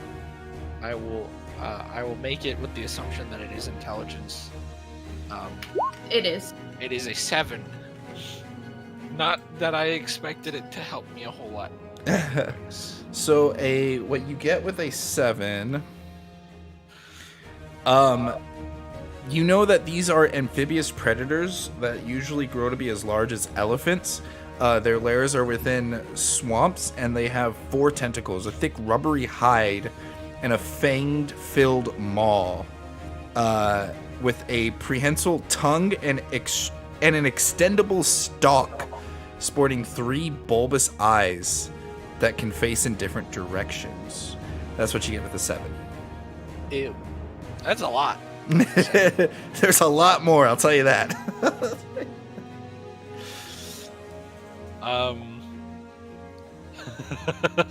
I'll circle back around to my. Before you do that, you Yes. have a sending stone.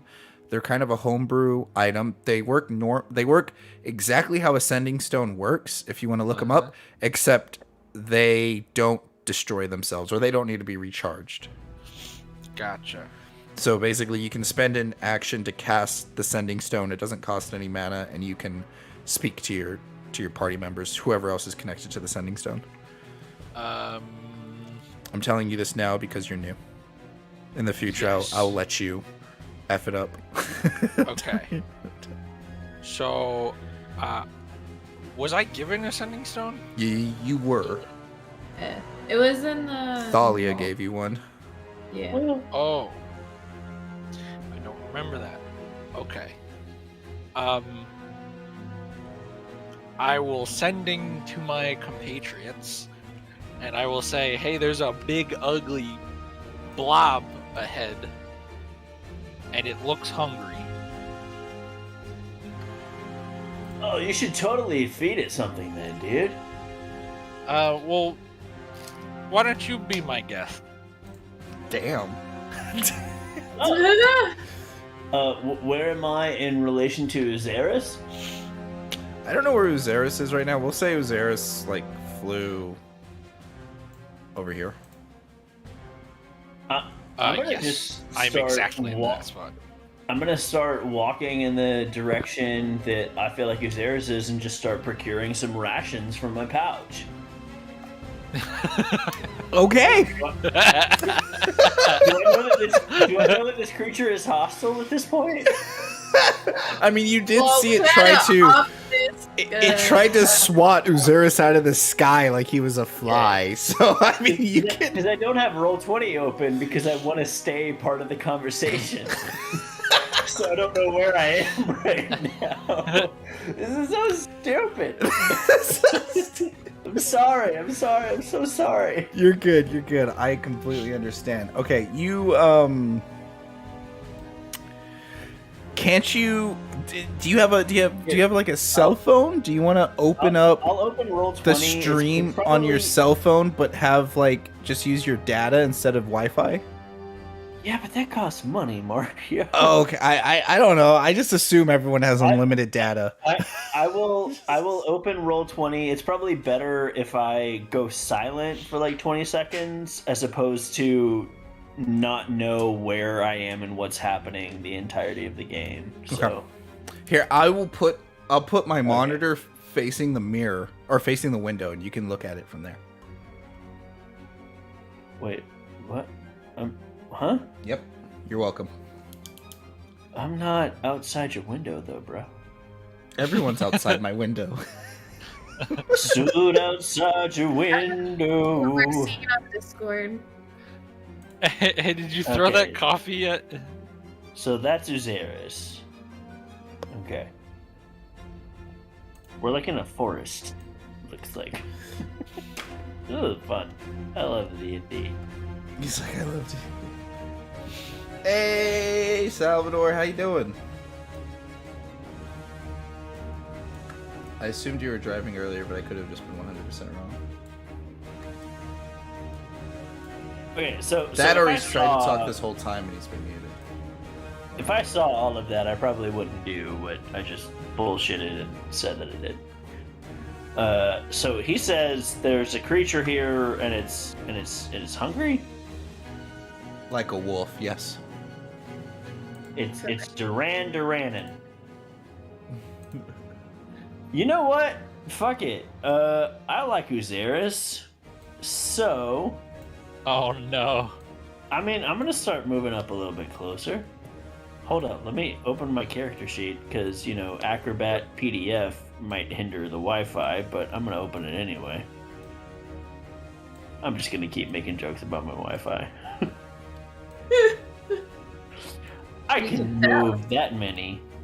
There's Okay. a pun there somewhere. I just can't think of it. I'm an acrobat, but Spectrum is not when it comes to radio waves or something. Huge is considered 3x3, right? It goes medium 1x1, large 2x2, huge 3x3. And I would then- like to advance a little closer to Uzuris. And Okay, then so- colossal Wait, is that the is thing? 5x5. That's the thing? That's the thing. Is that a baby? No, what is the face on top of that thing? That looks like a baby.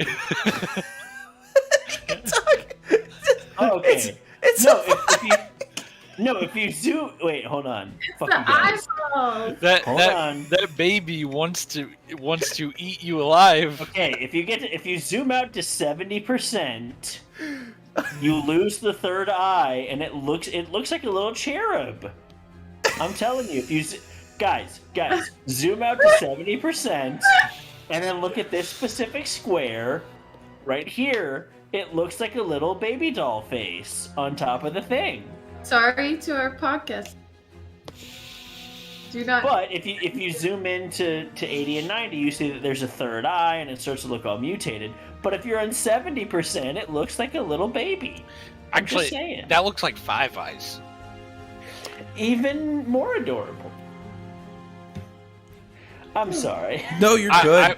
I- I think It my just looked like a 70% baby when is you different zoomed than out your on it. 70% because It just freaked me out a little bit. I was But- like, why but- are we Yeah, attacking the he's on a baby? tablet versus yeah, he's the- on a tablet versus my giant monitor. He's on a- We get it, Mario. You have a lot of stuff. well, if you just look out the window, you'll see it. I'm looking out my window and there's a bed sheet stapled to it. The Okay. So you start walking up to the frog Hemoth, as it's just like. Hey, Zaris, what's going on, man? Are you okay? You know, that type of thing. Oh. I'm just dandy. Above the trees. You, however, should proceed with caution. Should I become more, like, should I get more aerial? Can you fly? I mean, I can climb.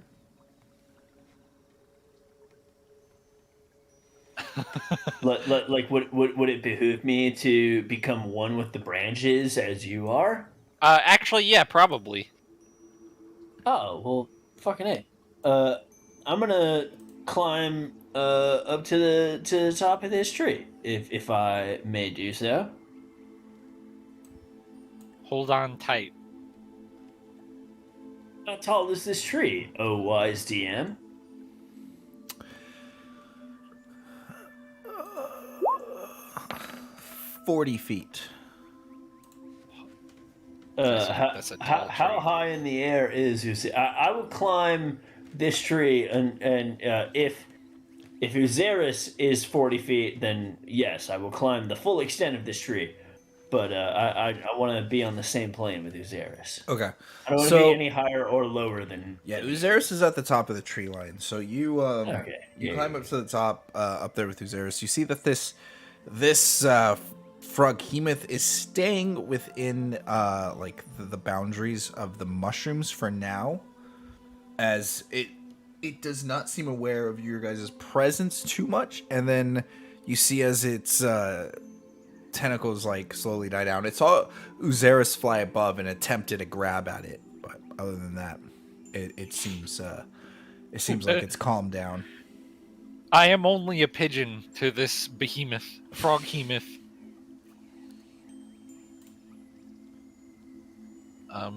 Or perhaps a fly. A nice juice fat. Yes. Uzaris, my friend, you are much more than a simple pigeon. You are, without a doubt, the single greatest, most powerful, most inspirational winged creature I have ever had the pleasure of knowing. I think you made an impact on your statement, Uzaris. Perhaps. Listen, buddy. I don't want to get to know you that well. Okay. Uzaris, you don't understand. If you're going to go on missions with this group, you're going to get attached. And if not that, then we are going to get attached to you. So, whether we stay attached at the end of this, that's neither here nor there. But as of right now, we are attached, my bro.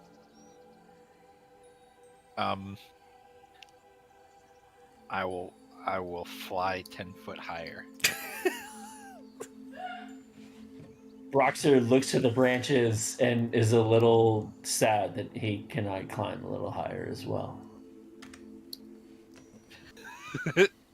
And in Broxer's mind, he thinks, I have ascended as high as I can go.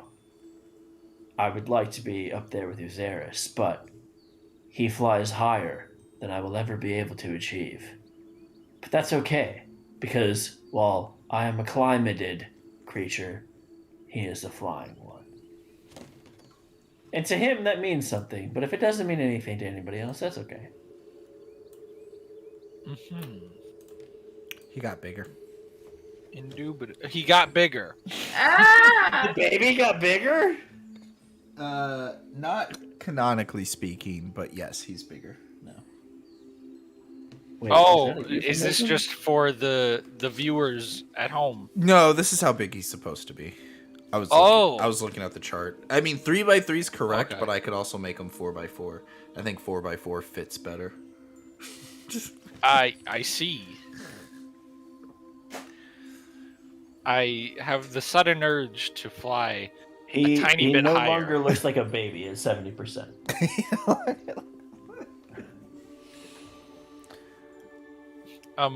Okay.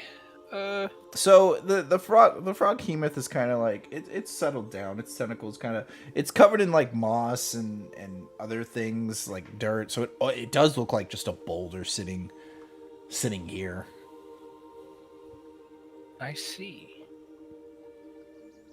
Set the blind man. Going to move Louis closer to it and see if it does. To my kitty cat. Or how Nothing seems to happen when Louis gets over there. Right there. I'm gonna move him closer.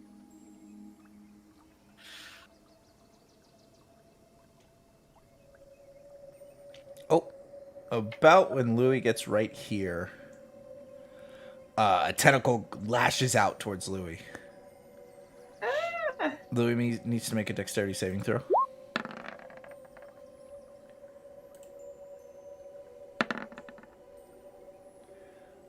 Now make athletics or acrobatics check.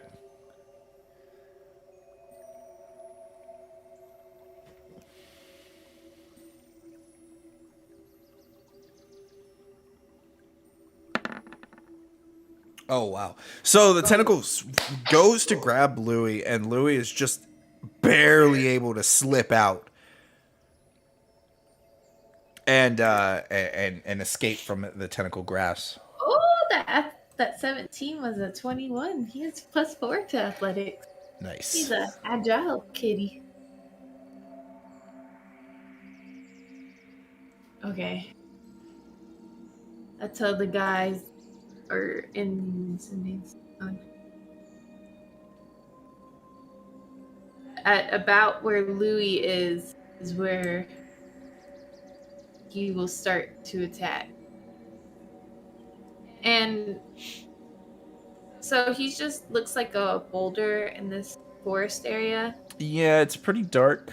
But yeah, whenever he's not standing up and moving around, he's just like clumped up, sitting down, he looks kind of like a boulder. Do you guys think we could go around him, or would he follow? I mean, we could definitely try to circumvent this creature. Well, I know Azurus can just fly over him. So can I. But cannot. Let me see what I can do. I mean, yeah, let's just go around it, yeah? Is Salvador with us? I know I said hi to him earlier, but I don't know if he... He says he's talking, but we cannot hear him. Oh, is he? Oh, yeah. Yeah, he been in there a while. Yeah, I tried to be like, hey, what's up, buddy? But I don't know. No. Wait, try again? Now we can Yeah, Oh, we can hear you now. is. Okay. I'm like, I was talking, but I was like, I guess no one gives a fuck. That's cool. I'll move on. I'm a grown up. I'll get We over hate it. yourself. That's what I'm saying. It's okay. No, dude, how you been, man? It's good to hear from you. Yeah, it's good, bro. It's good. Been busy as fuck these last few weeks, but I bet. just get it. Yeah, no, it's good to have you in. I don't mind. There's a giant frog in front of you. Yeah. I'm there with the group. Okay, You gotta die to frogs and not a demon. This is fun. Broxer and Dobie, if you would stand in one location so that I may make this a whole lot easier for all of us. What precisely do you mean by that, my friend? Just me and him, or like as a team? Like just like stand right next to each other so that I can touch you both. I'll walk up here. Oh, so you want us to like stand directly like beneath you? I mean, maybe don't walk too far, but you know, I can come to you. It's just like, you know, you need to be like together. I'm just assuming Brox is in the tree right now, but I Yeah, don't know. I mean, I'm up here in this tree. Like That's what I'm saying. Like I start waving to Azaris. Like I've been here the whole time. Hmm. I'll fly down to Dobie and I'll sit there and like look and wait. 30 minutes. our- No, I'm kidding. I'm like, all right, I can come to One you. Well, actually, whatever works. Later. I rolled for it, and Broxer gets the hint. Yeah, I will climb down He gets the the tree and go next to them. Okay. With a 4th level spell slot, I cast Fly on Dobie and Broxer. Oh boy. Are you fucking kidding me, dude? You don't like being Oh. airborne. The target gains a flying speed of 60 feet for the duration. Concentration up to 10 minutes.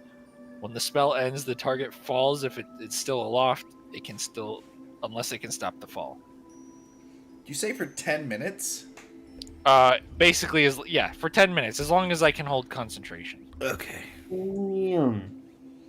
Y'all better get So flying. Broxer and Dobie, you guys begin to feel a little weightlessness to yourselves, and then you feel like you can like shift your own momentum. Like there's this weird thing where you can now create your own like thrust or your own momentum. You know, there's a material component to fly. Do you know what it is? Is it a feather? It's a wing feather from any bird. You just start Yeah. glowing. Wait, do you have that? What do you mean? Broxer. I don't know if you understand this, but I'm covered in bird feathers. Get it, Ivy. Yeah, so, sorry, go ahead. No, that's it. No, you can fly Broxer now. just starts floating. I mean, He's can kinda I- tripping for a second? Can I flavor the spell? Yeah. Please. All right. My whole body glows blue, and in a blue like wing shape, kind of appears over the two of you, Oh, that's cool. Yeah. and it's like glowy but like fainter than I am because Whoa. I casted the spell. You know. Whoa. All right. Let's freaking soar above the trees, man. Let's go. And then.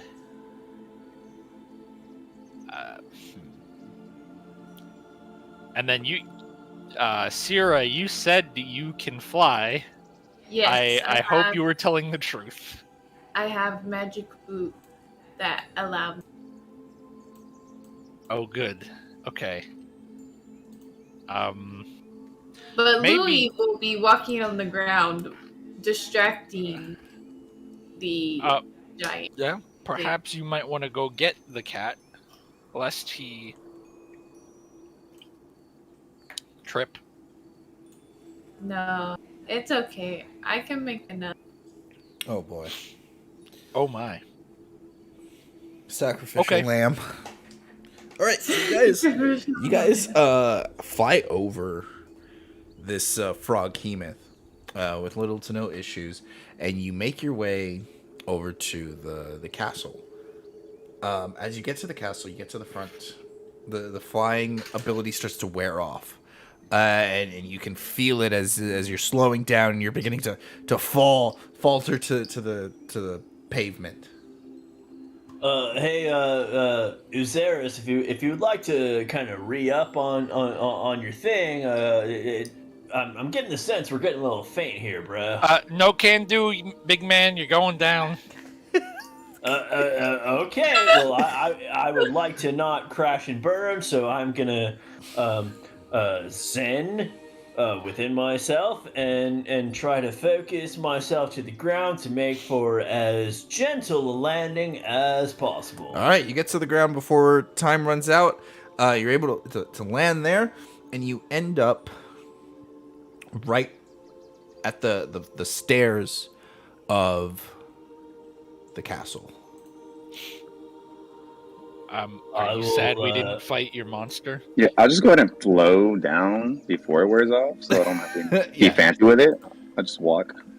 Yeah, I will speak into the sending stone. Aloha, ladies and germs. I am at the footsteps to the enemy stronghold. Awaiting further commands and reporting for duty. Over and out. Everyone's next to you. Yeah. We've been flying next to Just this whole time. wanted you all to know that. Yep. And I take 2 steps back just to be behind everyone because I know my play. Oh no. I'm not sad yet. Oh, Yeah, I was kind of sad we didn't fight it. but I was. But I know, like, Mario, how you guys look at it this way. You're sad that we didn't fight your monster, but Yeah. be happy that Ivy burned a 4th level spell. did you not just hear how he's not sad yet?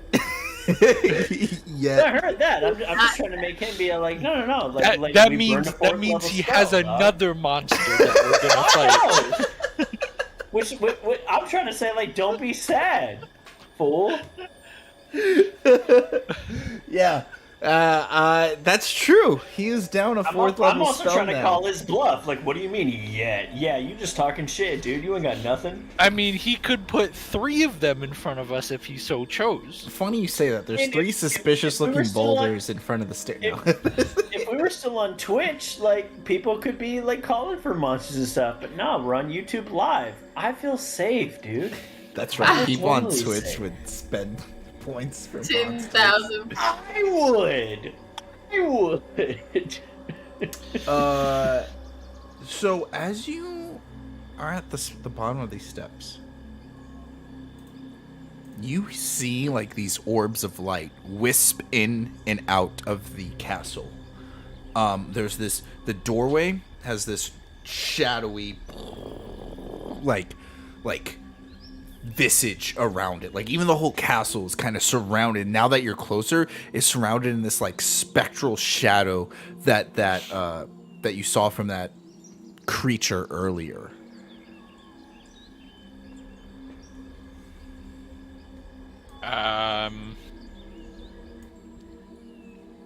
Yes, that is the thing that we saw earlier.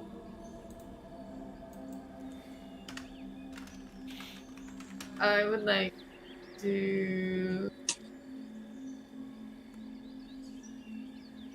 use detect magic. Okay. You use detect magic. Detect magic. You see that this castle, like, there's a barrier surrounding the castle. Now it's a barrier that you can walk through, but there is an enchantment. Anything that goes through it gets enchanted. And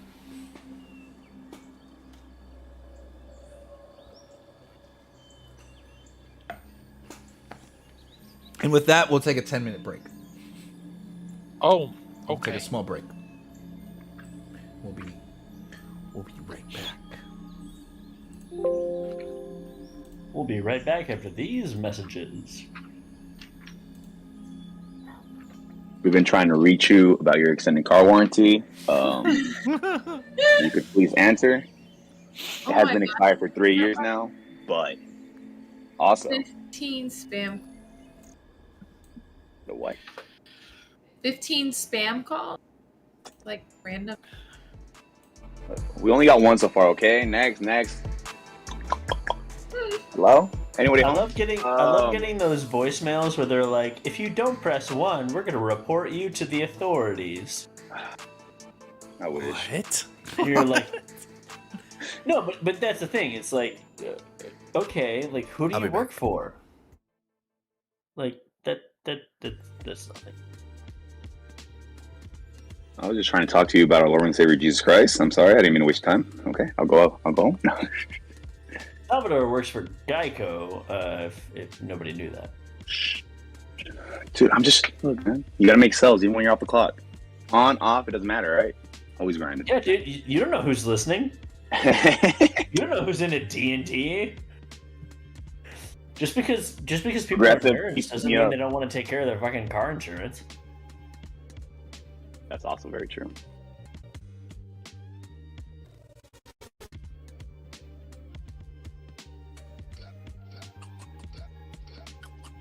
But as a Geico employee, I do recommend Progressive. Okay? Okay. Just letting you know. Putting that out there. I don't even have either. They're too expensive. Who you got, Caitlin? Texas Farm Bureau. I don't know what that means. It's usually for farmers and stuff, but because I grew up in a small town, so That's fair. I get a good deal because I was on it with my parents. And then Like we are farmers. Bump. that's Farmer's Brand. Oh, okay, gotcha. Yeah, slightly different. But no, so I like moved to my own insurance, and I have full coverage for only $100 a month. Oh, that's good. Heck yeah! That's a good deal. Oh, yeah.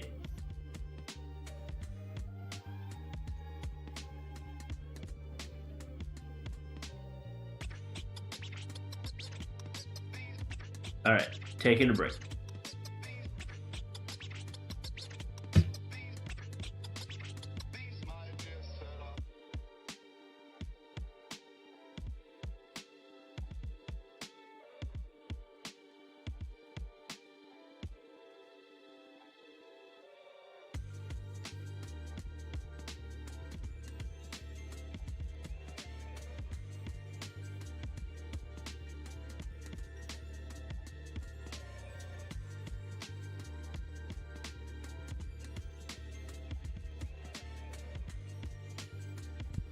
Hello? Hello. I just put on some tea. But I think I broke my kettle. I don't know if it'll work.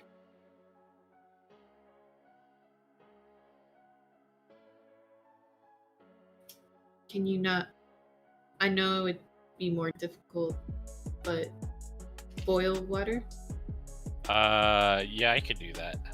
It was just like if you really want. yeah, that is a little more time costly at the moment.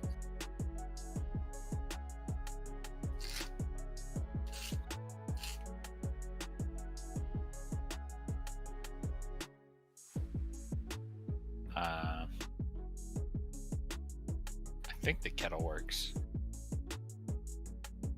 but it takes a minute.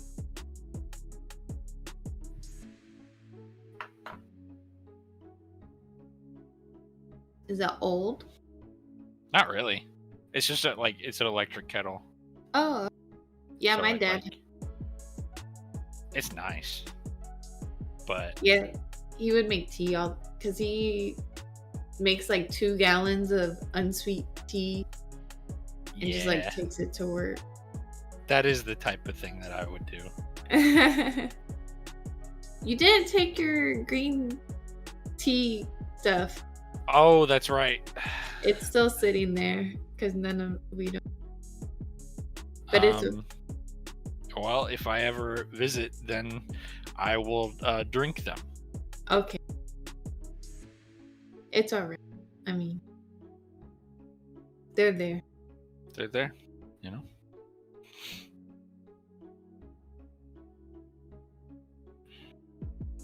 You know, other people leave alcohol at your place. I leave tea. Yeah. But y'all took all of. They took all of it. They took all the alcohol. Yeah, Sal came and Oh, because me and Mario. yeah.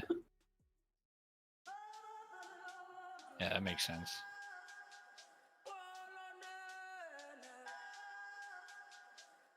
Oh, it's working. I'll be right back.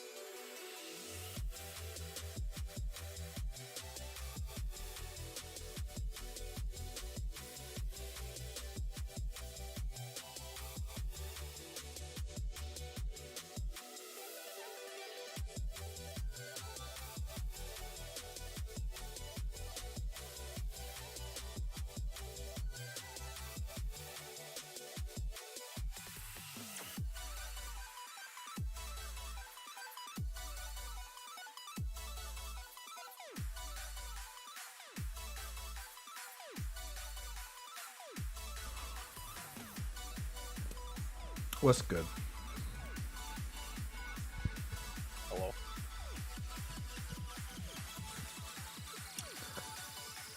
I feel like I heard someone, but then I didn't hear someone. Hello. What's that? It is I. Why do you sound so quiet? Maybe my microphone was not close to my face. Oh. Sometimes that happens.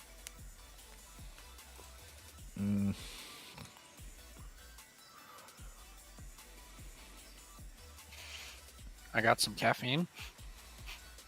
Ooh. How you feeling?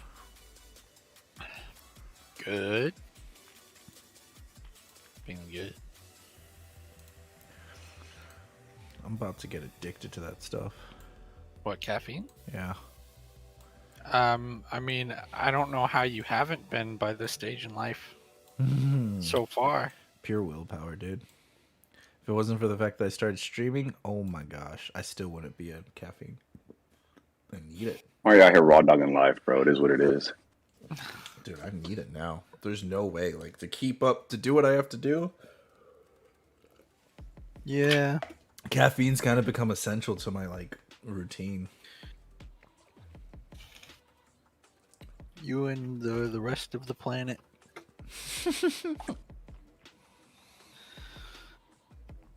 I feel like it's pointless to move you guys over to the map, but we'll see what happens.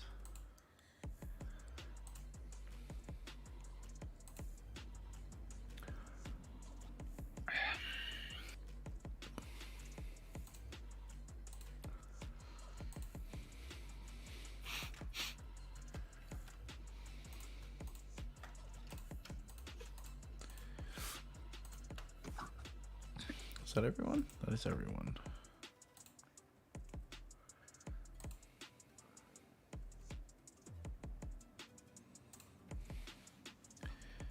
Then I'll just put you guys right here. And Louis got left behind.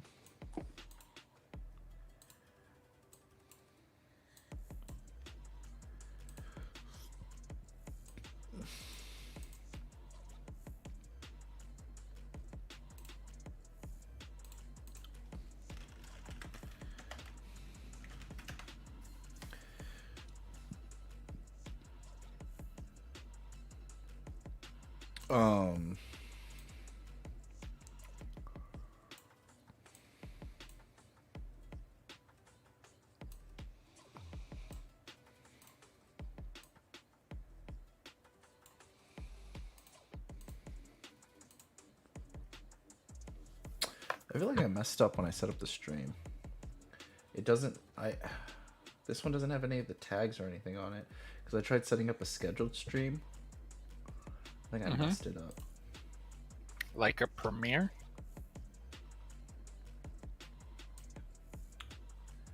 Yes. Oh.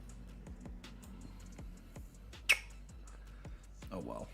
I just won't do it like that next time. I don't know. I want to be able to switch to the other one that has all the tags so people will stumble across it.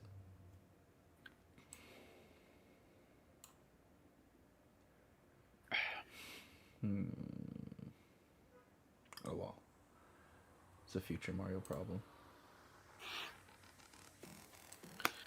My future Mario has a lot of problems. He Right? does. He does. Sucks to be him. Why do you do this to yourself? Duplicate stream key. Select a new key below to go live here or switch to roll the chat. I'm scared to see what happens.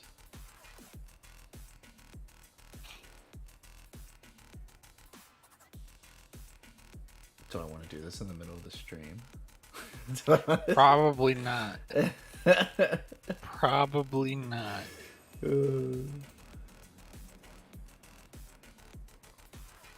Oh look, a second bigger map.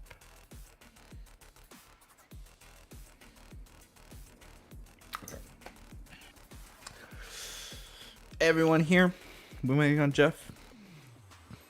Yeah.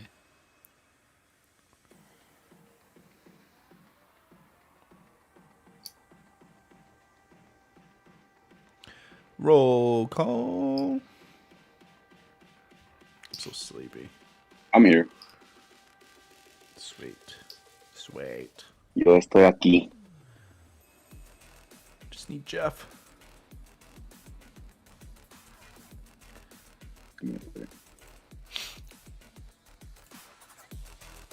My name is Jeff.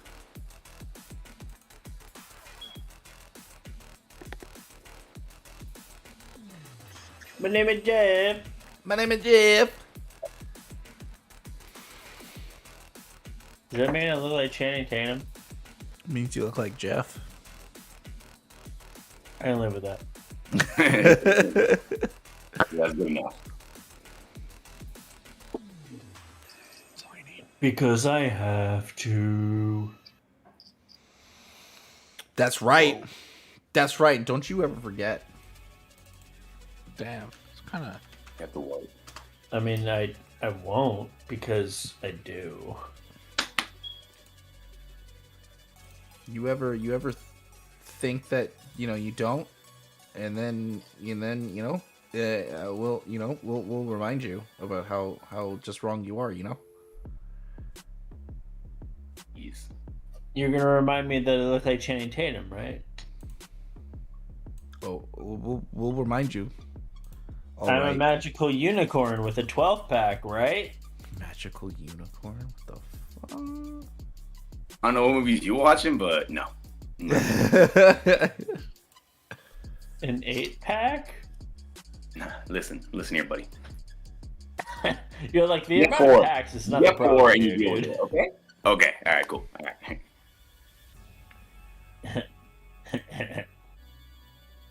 Okay.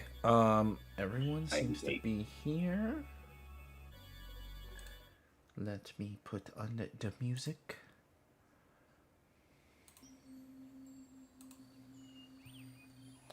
So you guys reach the town.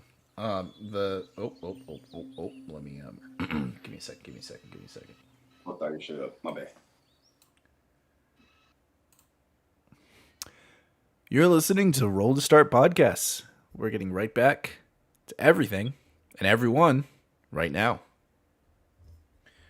So, you pull up in town,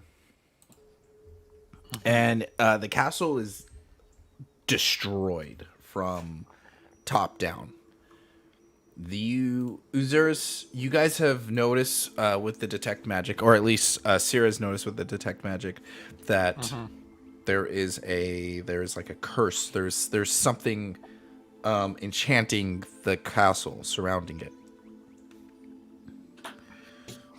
At which point, Uzuris, you notice that there are bodies that are... They're skeletons, but they're like transmutated. Oh. Well, that's interesting because I'm a transmutation wizard. Perhaps The irony.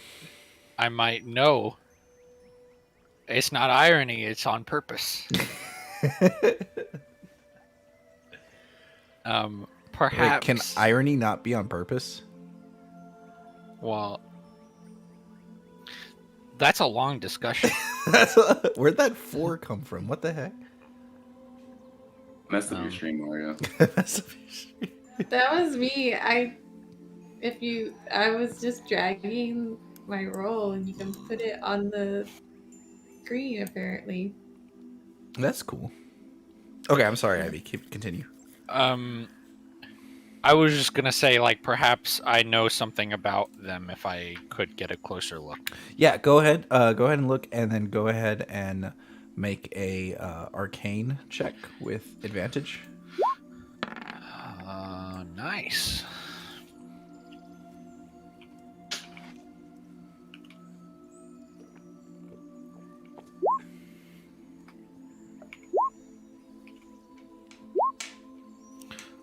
That would be a 22. 22.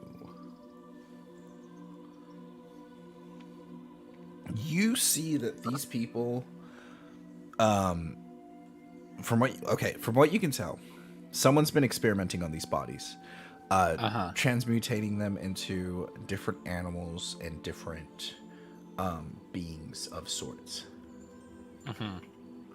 But the mutation process was never complete. They were able to transform maybe an arm, a leg, the ribs, but all of these failed. Gotcha. And while you're looking around, you notice some supplies, some crafting materials that they were used, and it brings back you kind of get like flashback memories. I see. What do I see? It's like flashes, but you see bubbles. There's green fluid. You look around, you try to look out, and you're stuck inside of a container. And then you just remember excruciating pain, and you remember seeing what was once. You remember looking at your hand, and then you remember seeing like feathers starting to come out of like the pores of your skin.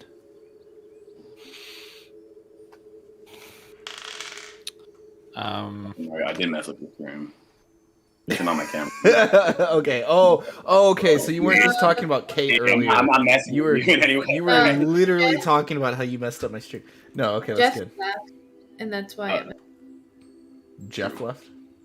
I was Yeah, Kate for a second. Now I'm Kate and But yeah, now Adobe is who's everybody? Sarah? Whatever it is. No, I appreciate And- you letting me know. We're going to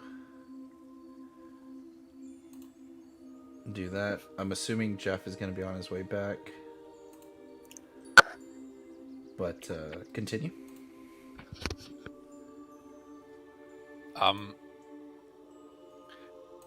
I guess I just like sit and stare into blank, remembering these traumatic flashbacks, and dramatic music plays. Clearwater That's Creedence I'm like, Revival. Should we give him a moment? You guys just see Nom. Uzera's just kind of like blanking out as he's staring at something. My We'll let left him eye figure it starts out. twitching. It's like he's What kind of? Do you know what kind of like enchantment we'll get put on if we go through this, or is it? Do I know there's a spell? Because obviously would assume I blah the info. Okay. I'm just like, okay, so do you know what happened to us, or is it test it out and find out? More like test it out and find. Okay. I don't know the specific.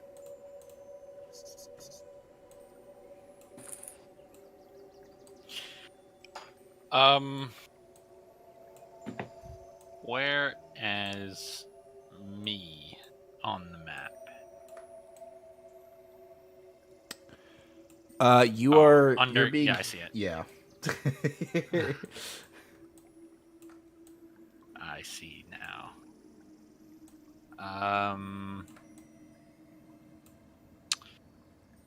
So after my little episode, what are they?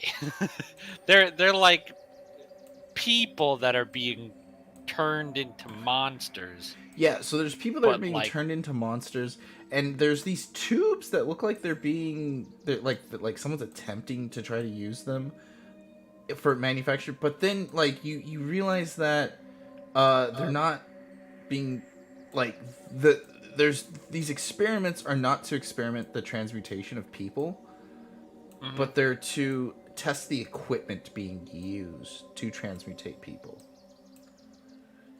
Okay.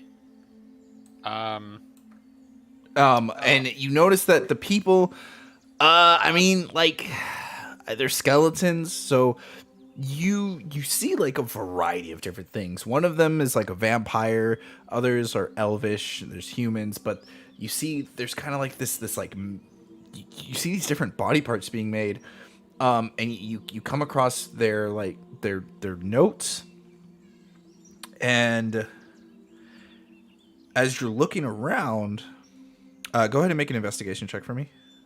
Okay.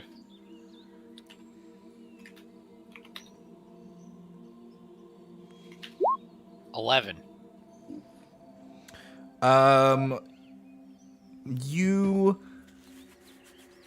The stuff is like written in Underdark, and it's not. Do you read or understand Underdark?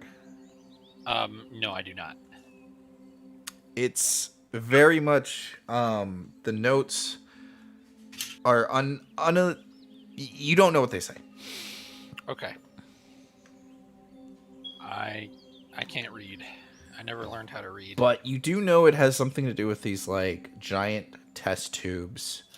However, all of the tools are just weirdly shaped. They're just not shaped for something with ambidextrous of a humanoid. Like they're just you can't quite put your finger on why these tools, they look familiar, but you just don't understand why these tools look the way they do. Okay.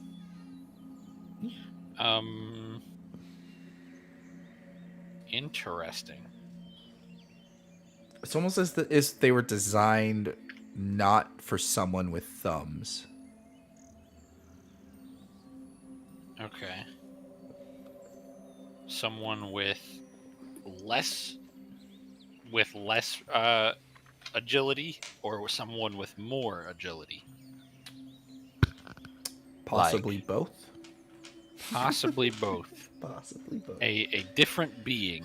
A different being altogether. I need spookier music. Yes, okay. I am a linguist, which means I can ably create written ciphers.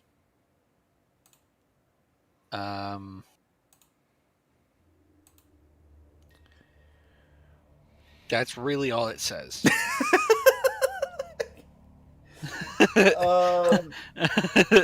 I don't. Okay. Read that again? Okay, I can ably create written ciphers. Others can't decipher a code you create unless you teach them. They succeed, blah blah. Written ciphers. Oh no, never mind. Never Okay. mind. That it works the other way. For, like, creating a puzzle or a Right. secret encryption. I No. thought it would work the other way, that I could create it, like use a cipher to distinguish like written words, but apparently not. Never mind.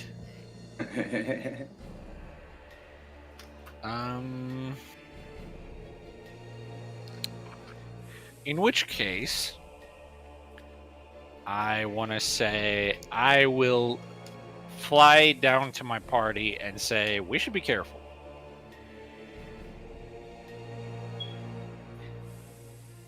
Turn back. Yes. Should. No, not turn back. I feel like we could handle this, but also, you know, we should be careful. That's Are you all I'm gonna say. volunteering to go through the barrier first? There's a barrier. Yes. An enchanted berry. If we Oh, I pass see. through it, something will happen. I wonder if I will lose my ability to fly.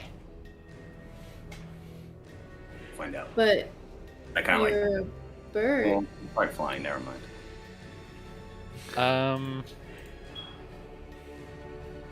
Where exactly is this barrier? It's In the right. It's essentially covering the rubble of where the castle once was.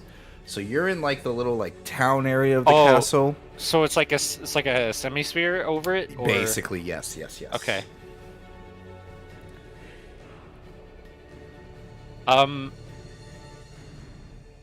I see. Is it okay? But it is not in our immediate area. No. It's essentially on the other side over here on where Gotcha. it's just the red wall. Yeah.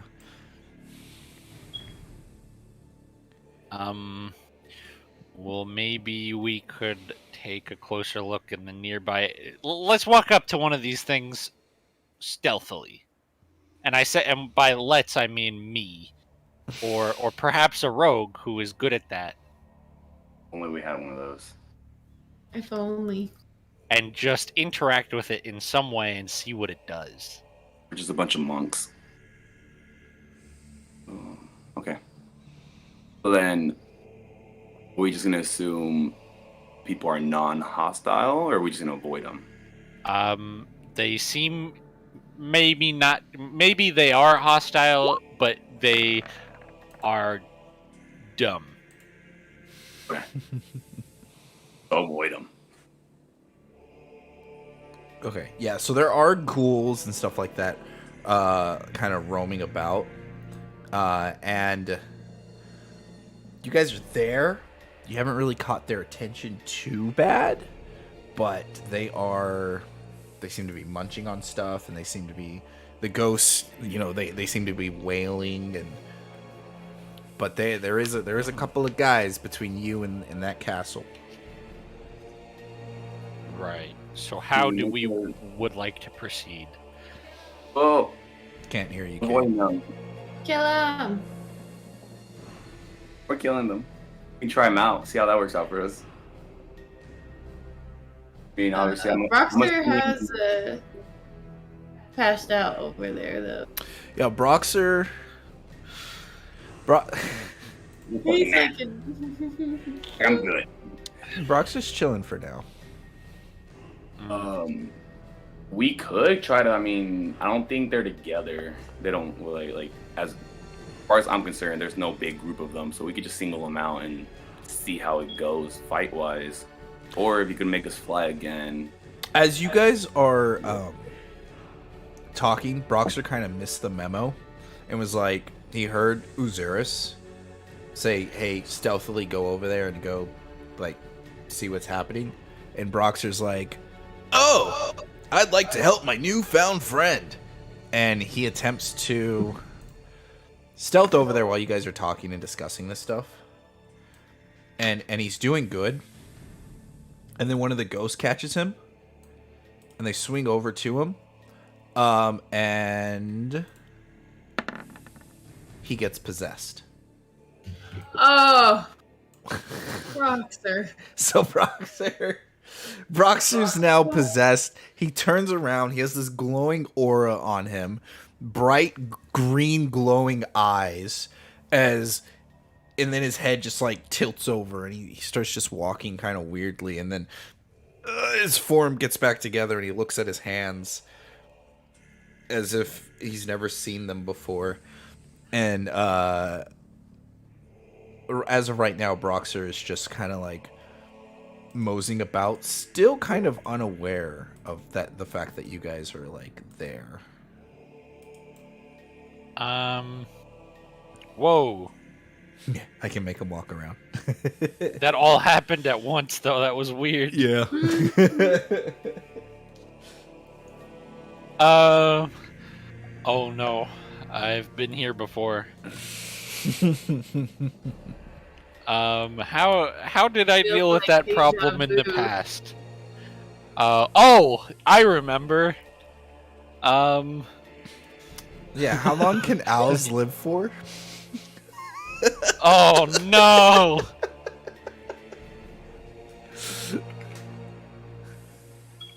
28 years. Oh, that's in not the bad. wild. Captivity, that's 28 years. 9 to 10 9 to 10 out in the wild. Oh, in the no. wild. Going down real quick. Literally cuts down their life expectancy by like 100. No, by I like, am no wild owl. No, you are not. That being said, that is not a long time. Does anybody have any silver? I sure do. Okay, no. How much do you need?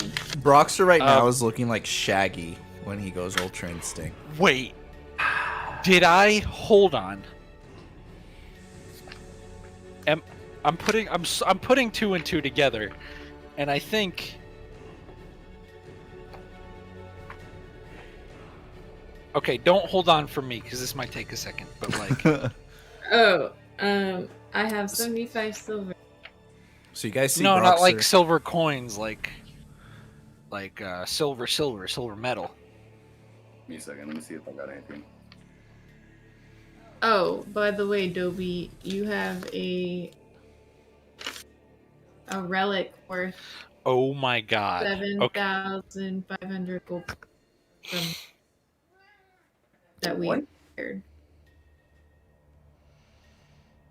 Yeah, you grabbed one thing at random from the chest, and it ended up being like a piece of art, like a statue, almost like an Emmy. It's worth 7,500 gold pieces. I fucking bet. Okay, I look in my nearby vicinity. Can Are you I ready? can I'll I tell you what find got. I'm talking to a you. No, not you. I'm talking to Osiris. Yeah. Okay. I got gems, jasper, quartz, rubies, moonstone, pendant, sapphire. I then need black opal. a handful of gravel. You just get a black Like opal. ocean, silver, brown layers. Okay. It has silver brown layers in it, but hey man, if that silver works for you, I mean, fall out. I no longer need silver. Why am I Great not- news. Great Ooh. news. I no longer Alright, let me need get teaming silver. over here. My bad. I need a handful of gravel. I look in the nearby vicinity. Is there like loose rocks that I can just pick up? Yeah, there is. Okay. I will fly over to them because I need like a good bit. And what I will do is I will do a minor alchemy, which is like a class feature. Okay. Hold on. I had the page just Oh here, no. and then I lost it. This will take no time at all. I think I know Just gonna exactly make what you're doing. screenshot bullet. This is what I did last time, and this is what I'm going to do again. Oh no. This is gonna be. How high up do you fly? I'm should be on the ground right now. Okay, so you're just. I- You're okay, waddling oh. over to him. Let's see. Okay. I need to stand here for 10 minutes. Oh my gosh. Like Unbothered. unbothered. In this corner over here, in that corner over there with this pile of rubble. I need to be protected for 10 minutes. Now, it's a good thing that Broxer just walked in alone. He should be fine for 10 minutes. Okay. Okay. We will look out. Okay, I'm like, Sierra, keep watch. I'm gonna go forward a little bit, see what I can find out. Okay. Yeah, you're gonna roll for stealth. Yes, sir. Oh shit. I want to say. Is that stealth? So 15. Do you still have that thing where you can't roll below a 10? Or is that for something else? I think that's on saves. Oh, okay. Dexterity saves to be exact. 15. You. Okay, what route are you taking? Where are you going? Are you not proficient? Oh, Oh, you- never mind. I would Yeah, say no, she's right. So it's a 19. It's a ability check. Well, it's an ability. Okay, whenever you make an ability check, lets you add your proficiency bonus. You can treat a d20 roll of 9 or lower as a 10. So does it apply here or no? I'm pretty sure it does. But I'm Yeah, not it does. Jeez Okay, so Louise. 19. What the hell? Yeah, I'm a go. It is what it is.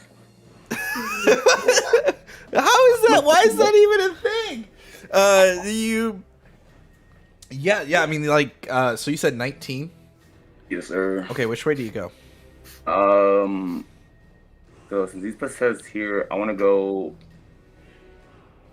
and do it because I have a mat, but like along the walls here, so you can see like the path, more or less, and Okay. then let me zoom out. Hang on, let me figure this out. Let me think about this.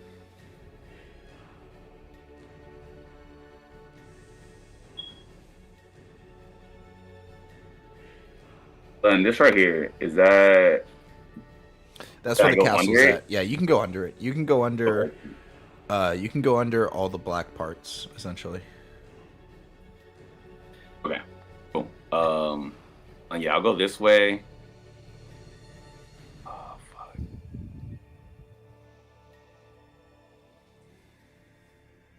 And then I want to try to time it to when the ghost is like walking around, distracted, like in this, because he's moving around, right? He's not just standing still. Right. I will tell you right there, as you approach, Broxer begins to notice you. He has a passive perception of 19. Never mind then. Okay. Broxer. Seeing him look at me, I'm like, all right, I retreat. I'll be like, Broxer's like, "Ugh." And then you hear him kind of shout out, there are more, there are more. I might have blown our cover. Yeah. So invisibility. All right, do we still got that going for us? You can help us out. Uh, Or should we just try to stall it out and wait for Osiris to come back?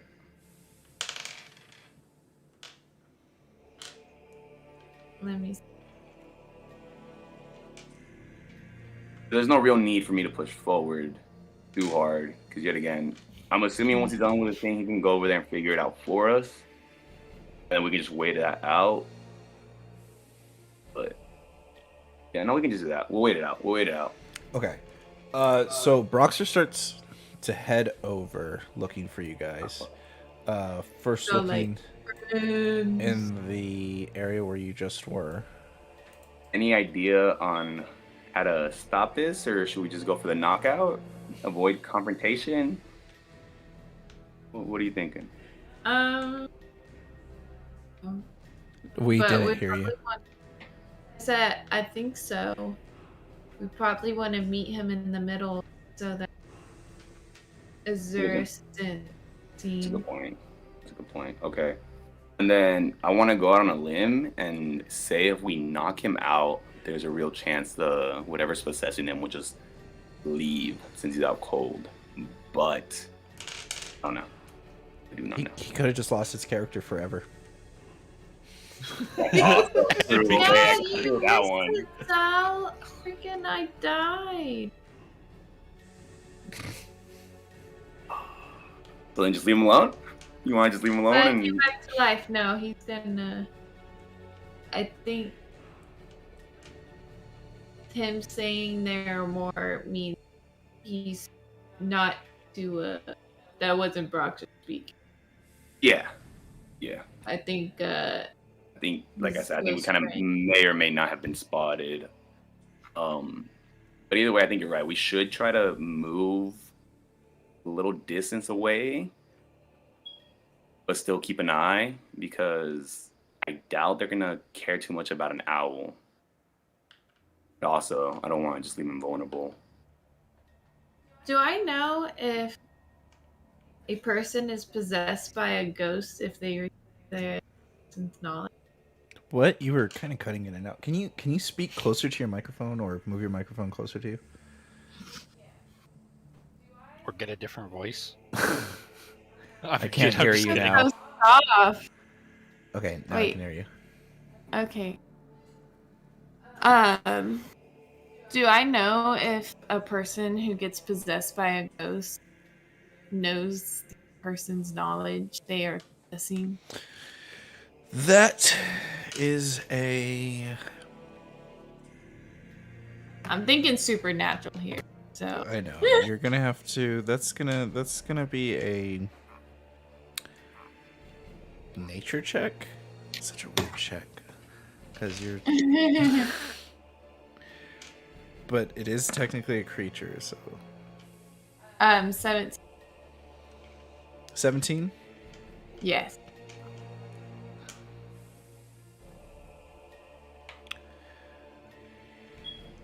It does not.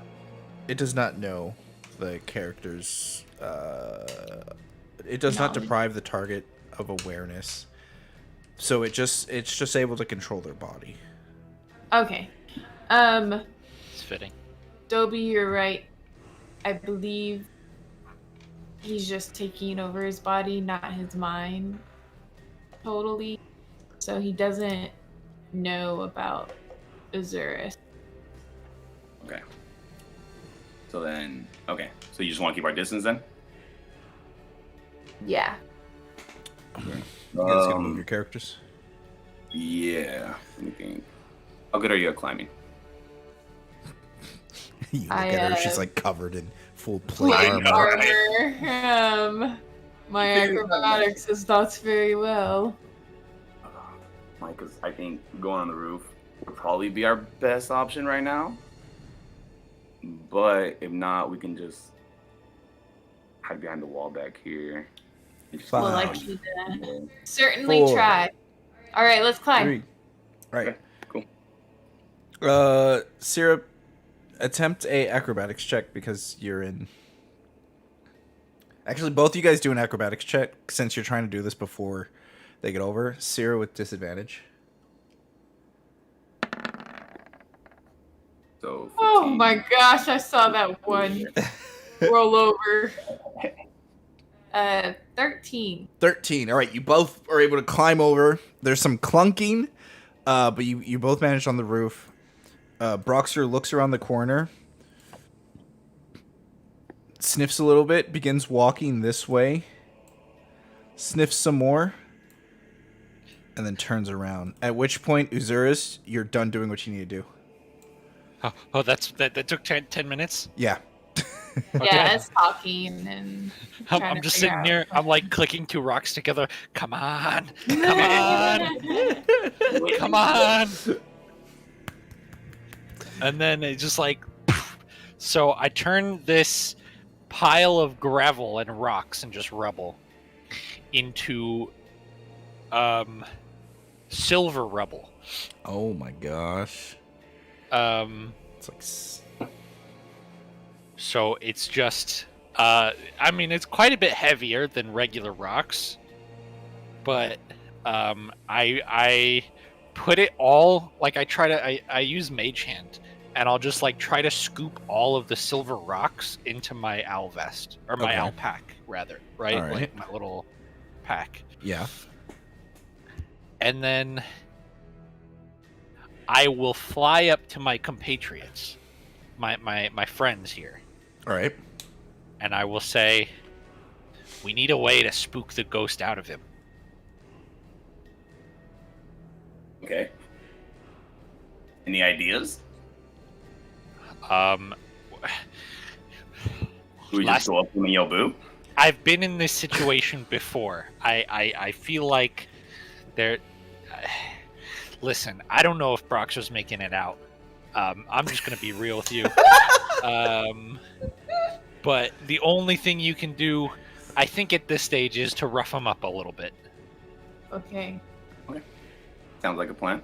Dobie. How rough? Squeeze the Hit him orange. low, or hey, he might die. Squeeze the orange until juice comes out. Okay. Oh, do you have a magical slash? A magical what? I'm asking Dobie if he has a magical weapon. Oof. Yeah, I have my dagger. A dagger of poison. Yes. Yes. See. Is it still considered magic even if you don't use the poison? Yeah. Okay. It's enchanted. All right, let's do this. Now I gotta climb back down. Okay, so Dobie, are you sneaking up to Broxer? Yeah, I'm gonna like. You make first contact and then I'll come up behind him. Or do you just want me to do it alone? No, actually, yeah, I'm gonna get down. I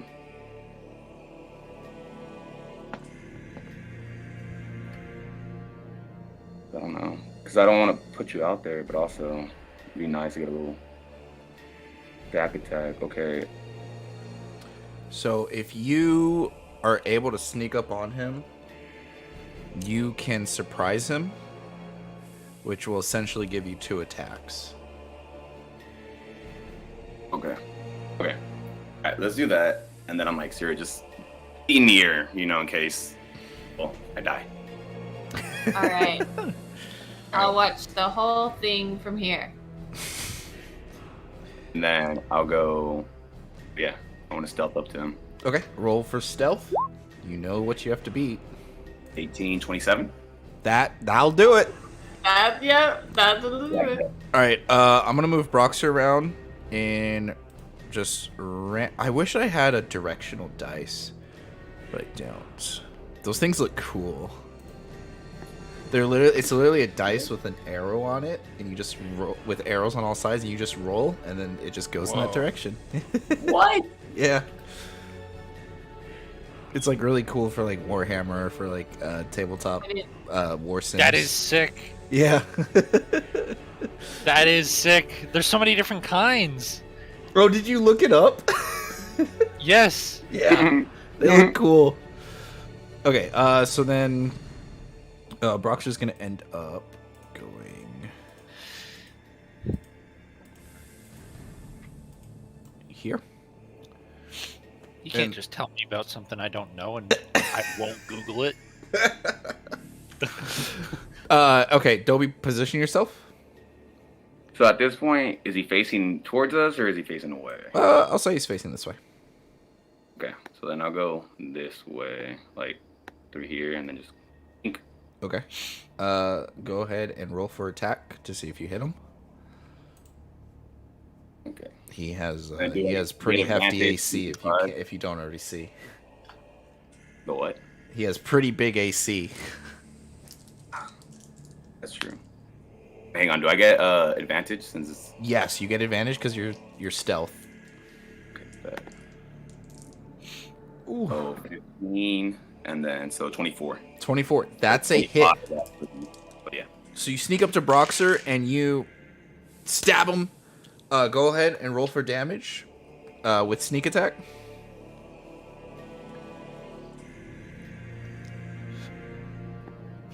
You're nerfing yourself, my man. Is it D6s? What do I Yeah. explain myself? Okay. So 28 plus. Wait, how many d6s do you roll for sneak attack? I'm pretty sure the last time we leveled up, I got 6, and then I get the regular dagger. Oh, you don't. Wait. You're level 12 right now. Okay. So then only 5. Wait, are we all level Let me look- 12? Let me look it up real quick. Did I forget to tell you guys to level up?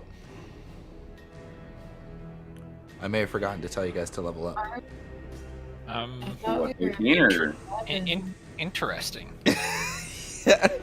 I may have forgotten to tell you guys to level up. You might have just Just stay Yeah. level 11 for now. At the end of this session, you guys will be level 12.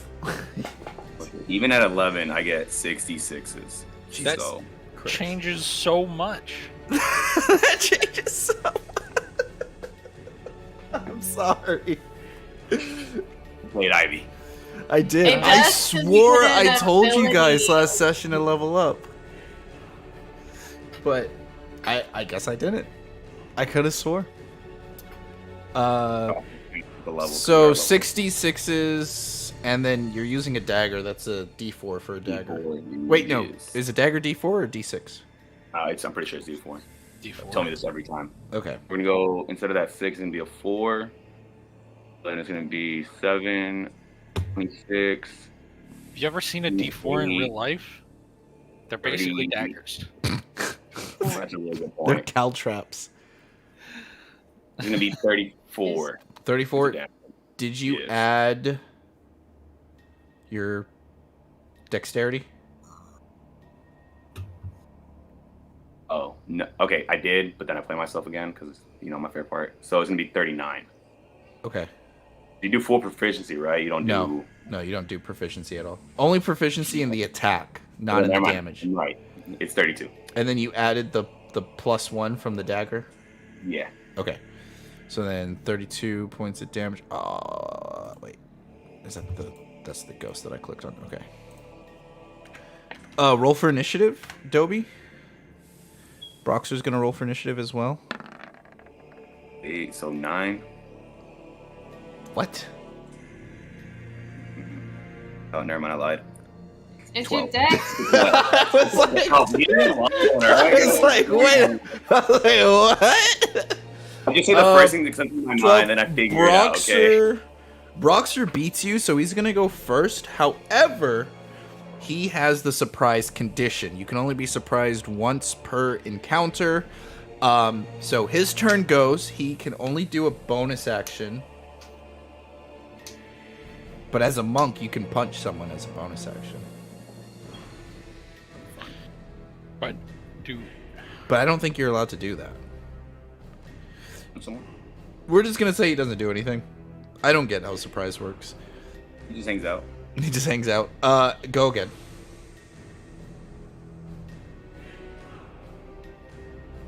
Okay. And you'll have advantage again. Okay, never mind. Then I'll go for it. I was like, I'll just wait till I get some backup, but if I get advantage, then it's Gucci. Okay. So 9 plus, and so 19. Oh, just barely. Yeah.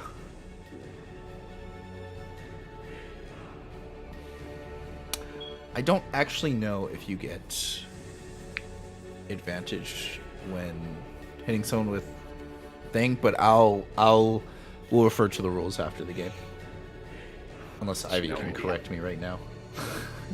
31. How much? no, I don't know very much about rogues. How much? 31. 31? Are you kidding? Right back to it. Is there like, can you do any more damage? He'll literally be at 2 health. I mean, I can use my bonus to punch him. Do it. I'll use my bonus to punch him. What's Do your I get strength? advantage on this one, or is it just strength? Okay, so roll to see if you hit him. Okay, advantage or no advantage? No advantage. Okay. So That's a hit. 19. You punch him, you knocked him out. he had 2 health after you hit him the second time.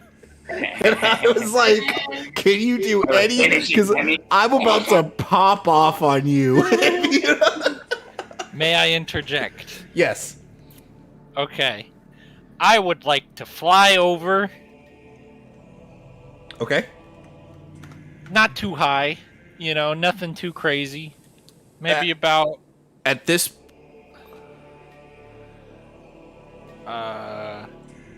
maybe about 15 feet, maybe 13 feet, okay.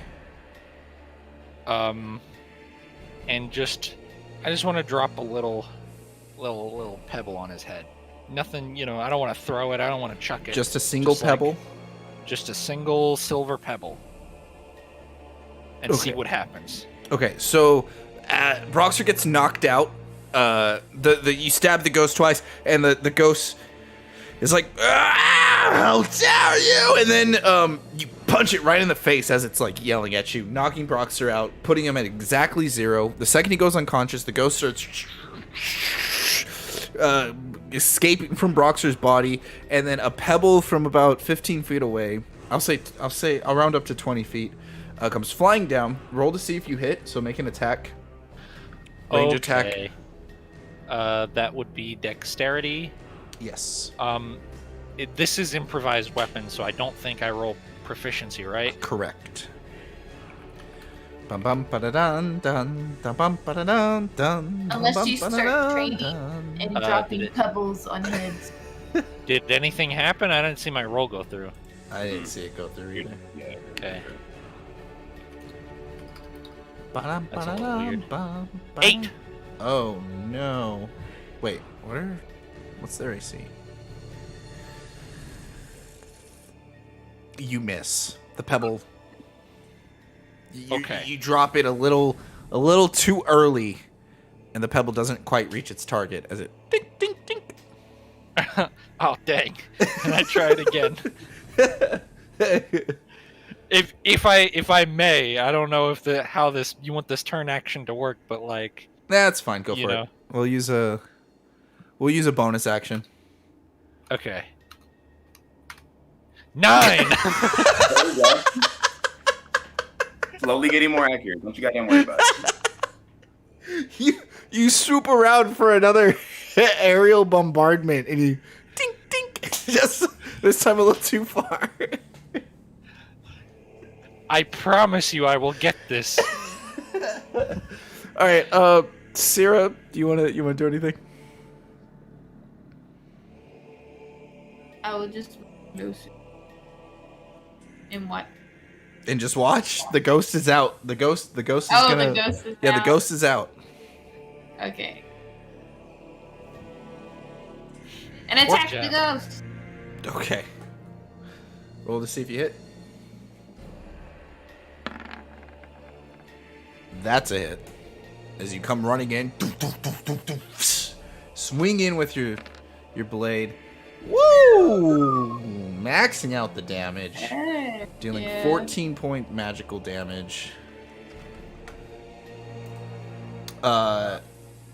Yeah, the Then I ghost. will hit You again. do full damage with. Oh! Ah! You go to hit the ghost again, and it evaporates, just completely disappears, and then reappears after your sword swings in the area that it was.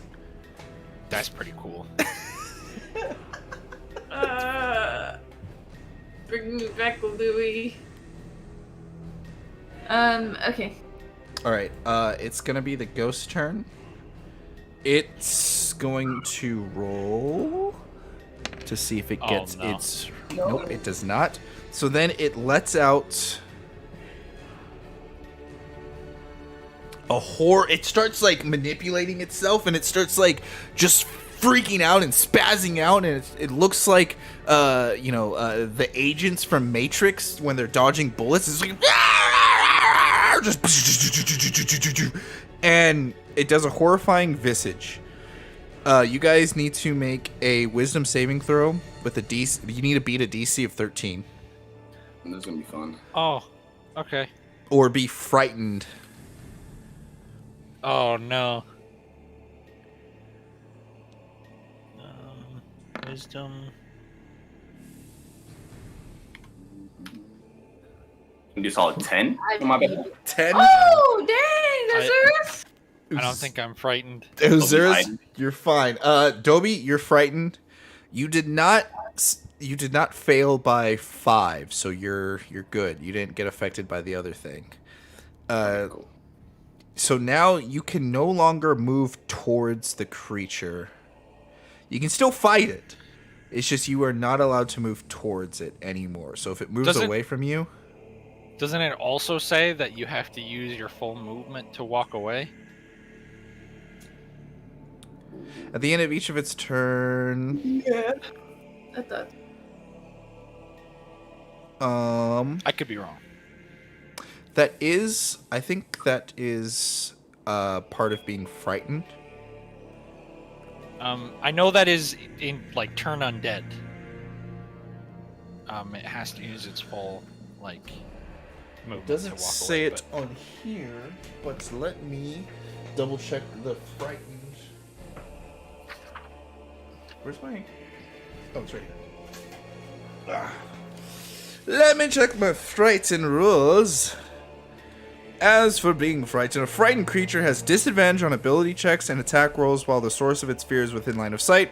The creature can't willingly move closer to the source of its fear. Yeah, so you have disadvantage. But... Okay, I was But- wrong. No, that's okay. I'm glad you brought it up because I was like, well, what are the rules for being frightened? But at the end of your turn, you can make a saving throw to beat the frightenedness. So you can still fight it, but if it runs away from you, you can't chase it down. But you can throw things at it or shoot it. So there's that. With that being said, Dobie, it's your turn. I'm just gonna go ahead and hit it. You have You have sneak attack. Do you I want? have disadvantage and advantage, so just normal. You don't have advantage. Oh no, he's flying. Well, if an ally is within 5 feet, and Seer's like right there. Oh well, no, that's for sneak attack, so I don't have advantage. I do just have straight up disadvantage. I lied. All right, cool. Just Cool. move 5 feet to your right. I can't, can I? I mean, you're not moving towards them. Fair enough. You're not moving That was the plan, but I'm like, I don't know that's You're allowed. not moving. There you go. Now you just have regular attack. So a solid 25. 25. That's a hit. With sneak attack. So what's that? 18, 21 plus 5, so 26. It's bloodied after that. You hop over the side and you do 26 points of damage. It's unable to retain its like normal form. It has like this huge like tear, and it looks like it's fading, and it's like blinking in and out of this realm. Yeah. Okay. So it's barely holding on. Uzaris, it's your turn. And then at the end Okay. of my turn, do I do another wisdom, or do I just say friend? Yes. I doubt Do a it. wisdom saving throw to see if you can break out of it. Oh, never mind. Well, Yeah, you're good. I was gonna add 5. Can I help you out? I'm gonna be like, nah, I gotta ignore it. Good at Okay. Out of frustration, I'm gonna take a little more pebbles. Let's say like a little grouping of pebbles, maybe like 3. Okay. And I'm just gonna, with a little bit more force, just fucking flick it. You know? Okay. Using my mage hand. Okay, that works. Go ahead and Attack. do the attack. There we go. 20. There we go. Dirty 20. That So- is the dirtiest 20 that ever lived. Let me tell you. So because you threw it, now I can justify me rounding it up to 20. So go ahead and do 2d6s. So do Okay. Slash roll. 2d6. Oh. 2d6. 8. Okay, you threw a group of pebbles. They came and they fell, and you can tell if you did it from much higher. If you did it from higher heights, you would be able to do more damage. And the pebbles come in and they just disintegrate this thing, doing 8 points of damage to it, killing it. I then pick up the fallen pebbles and frantically, with my mage hand, one by one, frantically pick up all the pebbles that I have thrown and put them back in my bag. We will need this. There you go. Actually, you know what? I'll split the groups of pebbles into 3 piles, and I will give one each to Syrah and Dobie. Bam. These things hurt the spirits. It's like a pro giving people objects that are shiny. They are very shiny. Alright, I have 3 silver pebbles. Now, 1/3 of my pile.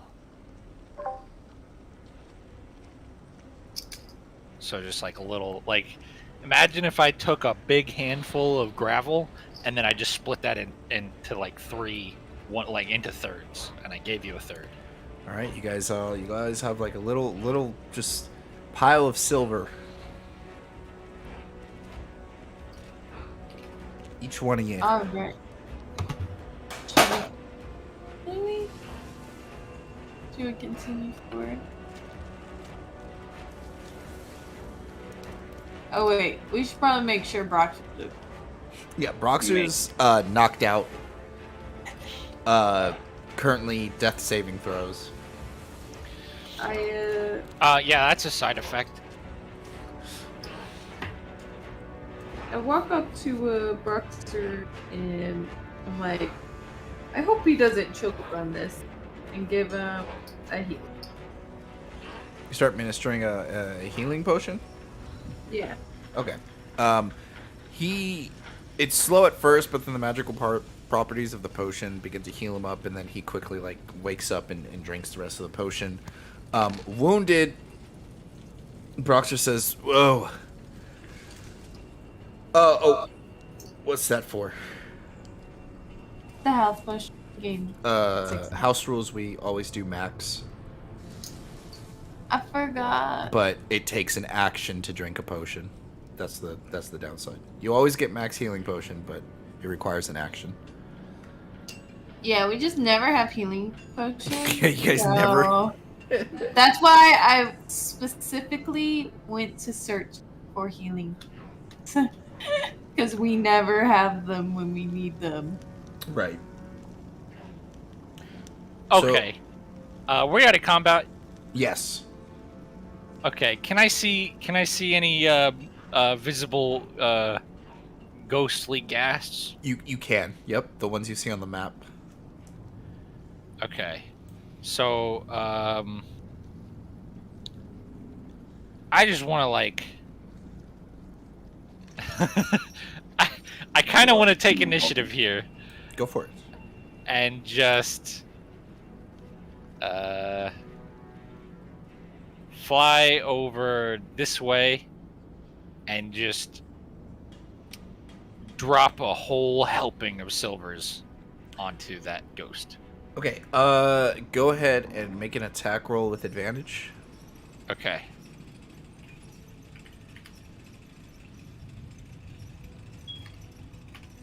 So this will be all That is your a silver. 7. Dude. Just like You know? My goddamn teammate. No. oh my gosh. You you drop a whole helping of silver.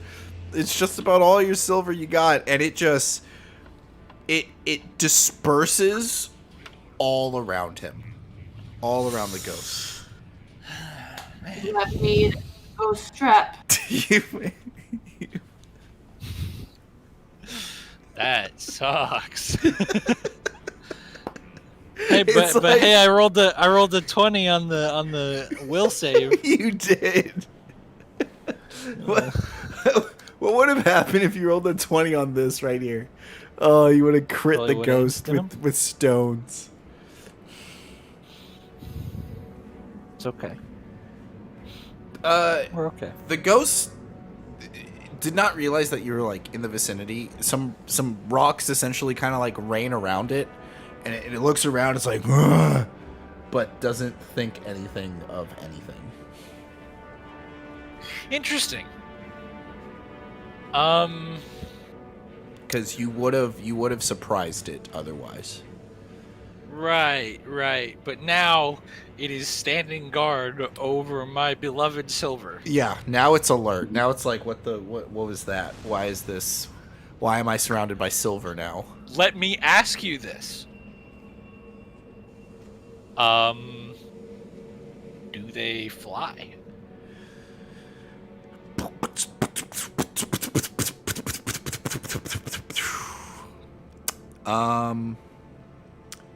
You rolled a... Make a nature check for me.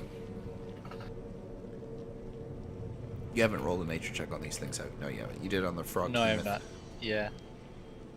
Yeah. Plus 8. Yeah, they do fly. Okay. All right. They fly. They fly now? They fly Yeah. now. They fly now. That's great. We're all gonna die. Or they Oh man, all that 10 minutes, you know, that I spent back to the drawing board. Okay. I'm gonna just gonna fly back as if nothing happened. Hey guys, there's a ghost over there. He's like lost all his silver. He's like a kid at an arcade. Can I have some more silver, please? No, that. I say we just keep pushing forward, unless you guys want to take care of the rest of them. But We'll see if he comes after. Yeah, that's true. do you recommend not messing with the ghosts, since they apparently can just possess someone straight up? I mean, that one over there is like, maybe we should just not, like, just leave him alone. Any other ghost? Yeah, let's kill him, right? You guys can throw your silver at him, and maybe it'll, fuck him up. But like, we should press forward. All Yes, right. yeah, good point. All right, you guys press forward. You get to where the barrier is supposedly at. Do you cross the threshold? I'll take one for the team. Make a wisdom saving throw.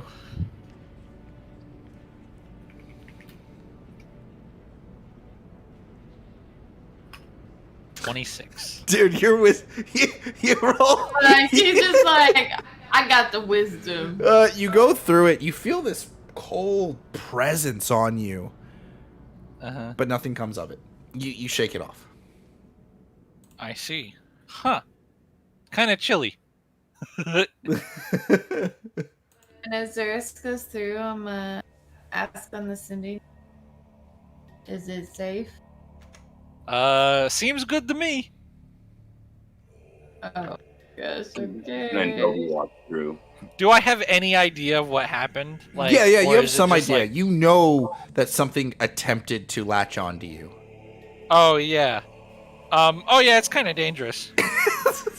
As Dobie's already walking through. Like, fine, don't worry about it. You still go through, Dobie?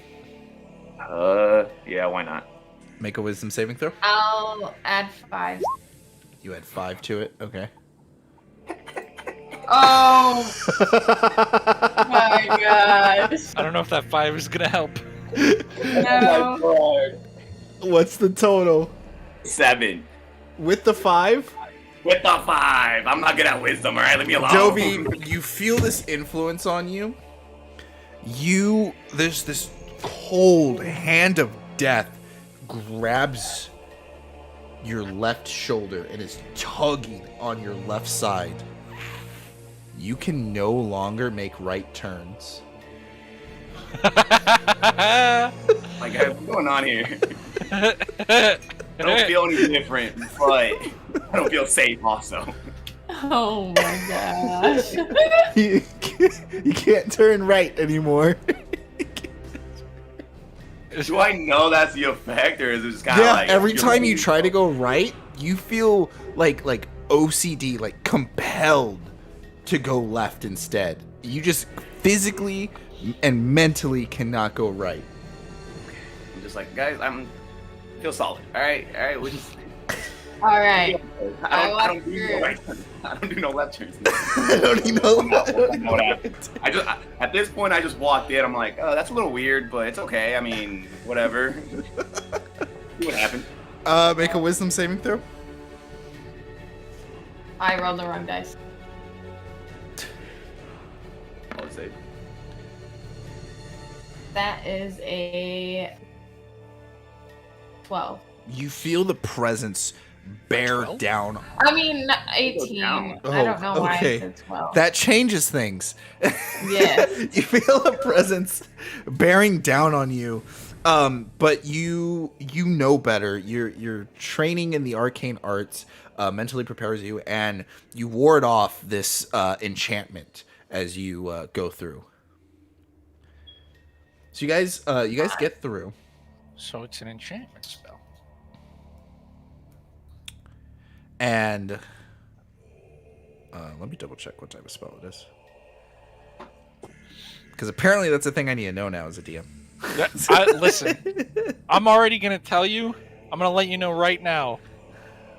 If it's a divination, it don't affect me. Okay. At all. You're gonna have to remind me because I will forget. Okay. It is something that I almost gave away, but it is something. Then, so you guys are able to clear the first part of the rubble, and you see,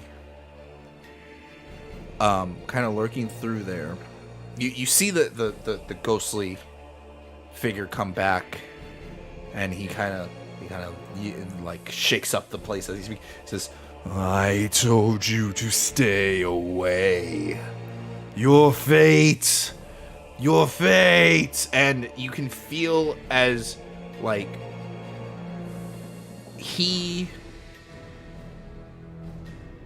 now you get the feeling that it was like a warning, like almost like he was trying to like protect you. And you see this mind flare. Mind flare. This mind flare holding these tools, those weird tools before with its tentacle hands. And it looks over as something, as you guys cross its threshold.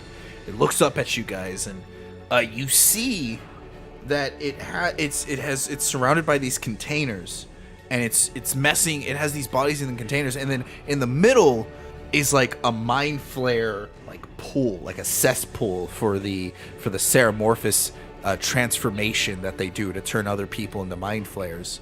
And you look over, and Uziris, you get another flash of like memories, and you remember these shadowy figures doing experiments on you and stuff like that, and you see like you remember like tentacles rubbing across the jar that you were in.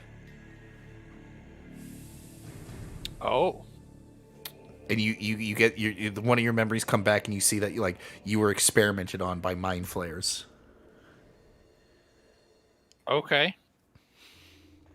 The mind flayer kind of like weirded out that you guys are here, looks at you guys, it's kind of like does this, hunches over and sticks its hand right into the cesspool. And you see as the cesspool starts bubbling, and each one of the pods begin to drain as this like thick liquid just starts oozing out. This yellow liquid starts oozing out. Yikes. And you hear piercing your guys' minds as the mind flayer kind of yells out saying, "Who are you? And what are you doing here?"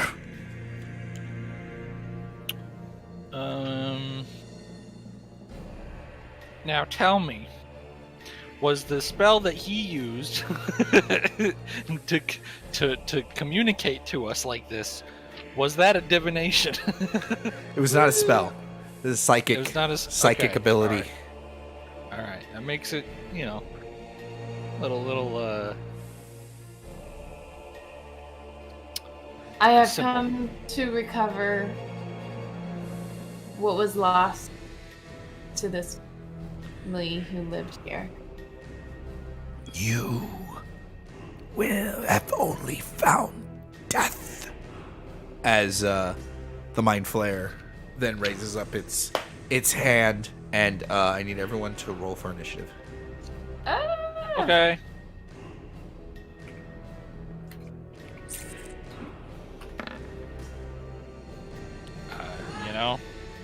Happens.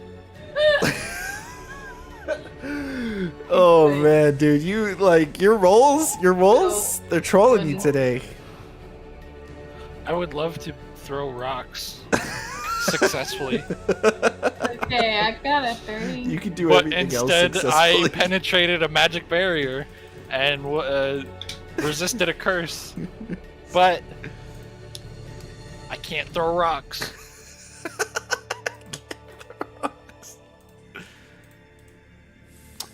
As the cesspools, the tanks empty, they break out, and you see that 3 of his experiments come out, and they're manticores. They're the human, different parts of the human, or the physiology of these townsfolk and these people were experimented on to create these perfect manticores. You see that they have like a similar human face, but the rest of their body is just messed up. Uh-huh.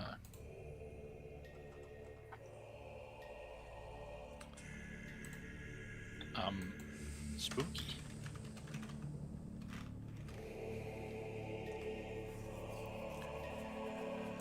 I don't even know if I have a manticore token, if I'm being honest. I mean, I can always proxy.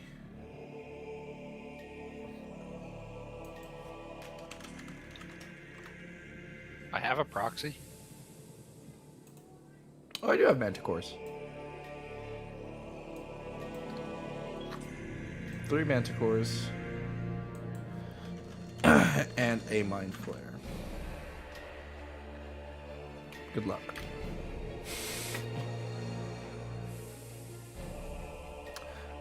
Now, this mind flare did not spot all of you guys.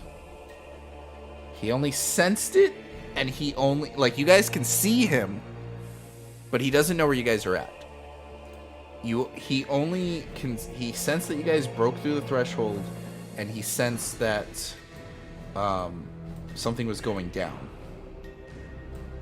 And then he reached out telekinetically.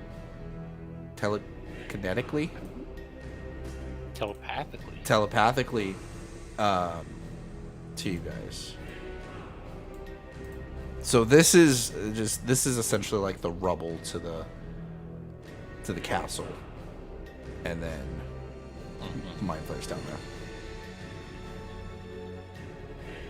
there. Okay. Let me roll for initiative for them.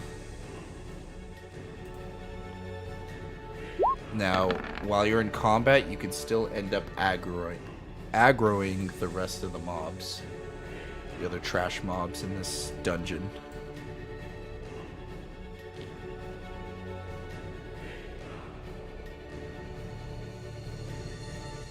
Left to right, top to bottom.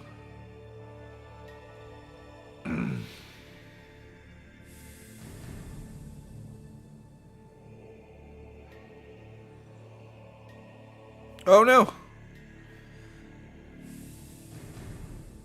Where the heck am I? Oh, I'm in the wrong thing. Okay, my bad. Calm down. Everything's gonna be okay. No one freak out. He's freaking out too hard, dude.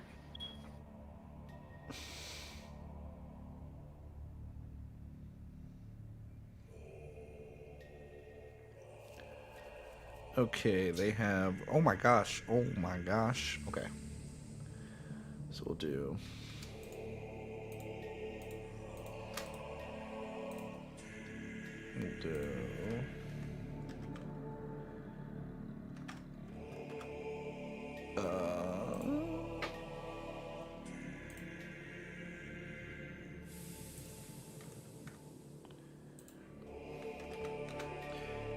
this one got, of course, this one.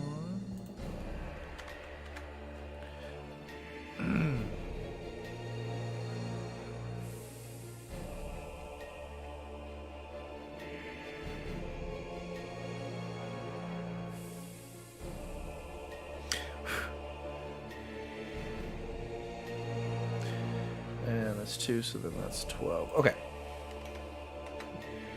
We are all set with Uzuris. You going first? Now, just because we're in combat does not mean you have to fight. But Right. do as you please.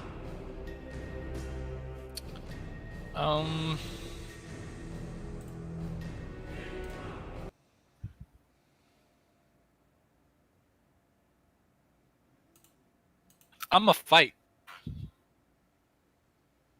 Am I? You asking or It was rhetorical. okay? I mean, we're gonna. Yeah. Well, I'll answer rhetorically. Yeah. Oh yeah. All right. So here's what I'm gonna do.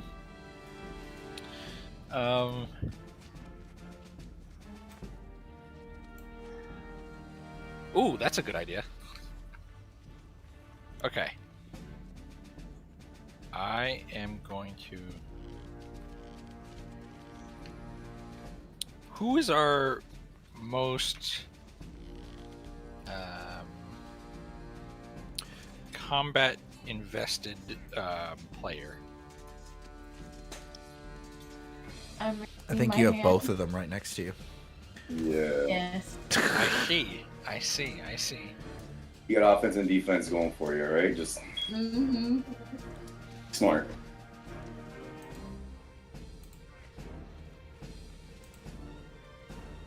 Oh! Okay, easy enough. Dobie, I think this might make more sense for you. Mhm. 3rd level, I'm going to touch Dobie and cast haste on him. Choose a willing creature that you can see within range. Oh, I guess it's not touch, it's just range. I bequeath you with haste. Until the spell ends, your speed is doubled, and you gain a +2 bonus to AC. You have advantage on dexterity saving throws, Like he and needed that you part. get an additional action on each turn. God, for a rogue? No. That action can only be used to take the attack, one weapon attack only, dash, disengage, hide, or use an object action. When the spell ends, the target can't move or take actions until after its next turn. And this is 1 minute. So So for 6 turns? For 10 turns? And 10 turns. You are a fast. and And with that, I will immediately gain some altitude, and I'll just kind of fly above so that I can get a good view of what's going on here. All right. That's good. That works. How high up do you go? I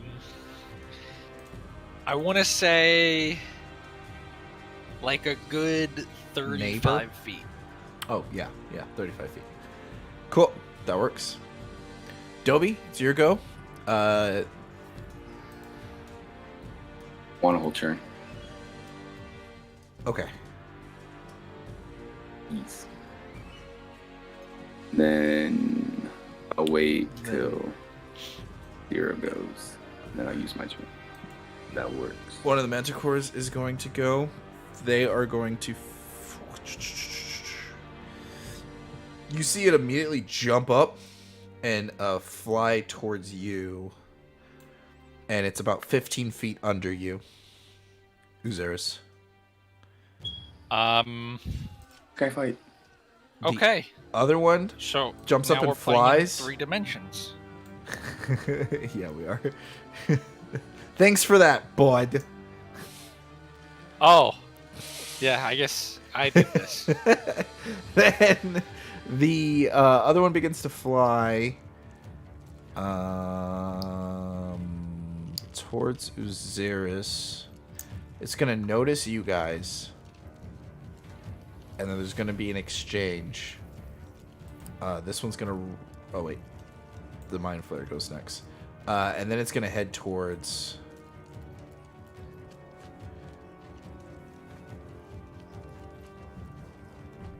Oh, I'm so sorry. No, this one can actually fly all the way to Uzaris. So this one actually gets to you, Uzaris. This Oh. one's going to fly over here to Syrah. And this one's going to make its way over here. Dobie. So, oh, nope, no it's not because this turn hasn't gone yet. But the first one is going to attack Uzaris. It's going to bite.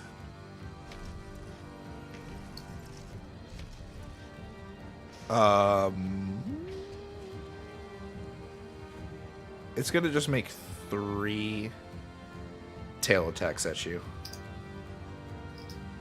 Bring it on. I'm gonna regret saying that. Oh no, it's not. No, it's not. It's just going to bite and claw. I gotta think in the monster's mindset. So it's gonna bite and claw at you as it. First one's for the bite. Next two are for the claws.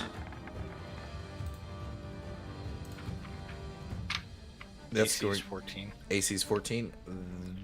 One bite and one claw is gonna hit. It's gonna be a D8 plus 3 for the bite, and then a D6 plus 3 for the claw.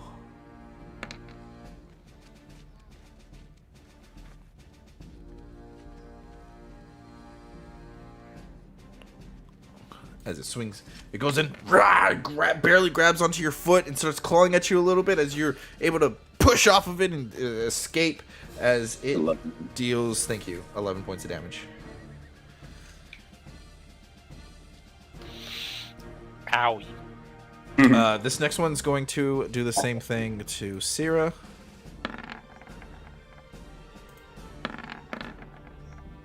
Syrah, your AC is a, 20. 20? I think all of those miss. Yeah. It Heck yeah. tries to get into your no effect. You can see that they're coordinated and that the Mind Flare seems to be coordinating them in some way through his telepathic powers. And then the Mind Flare is going to go, and the Mind Flare is going to do something that I've tried to do since the beginning of this campaign.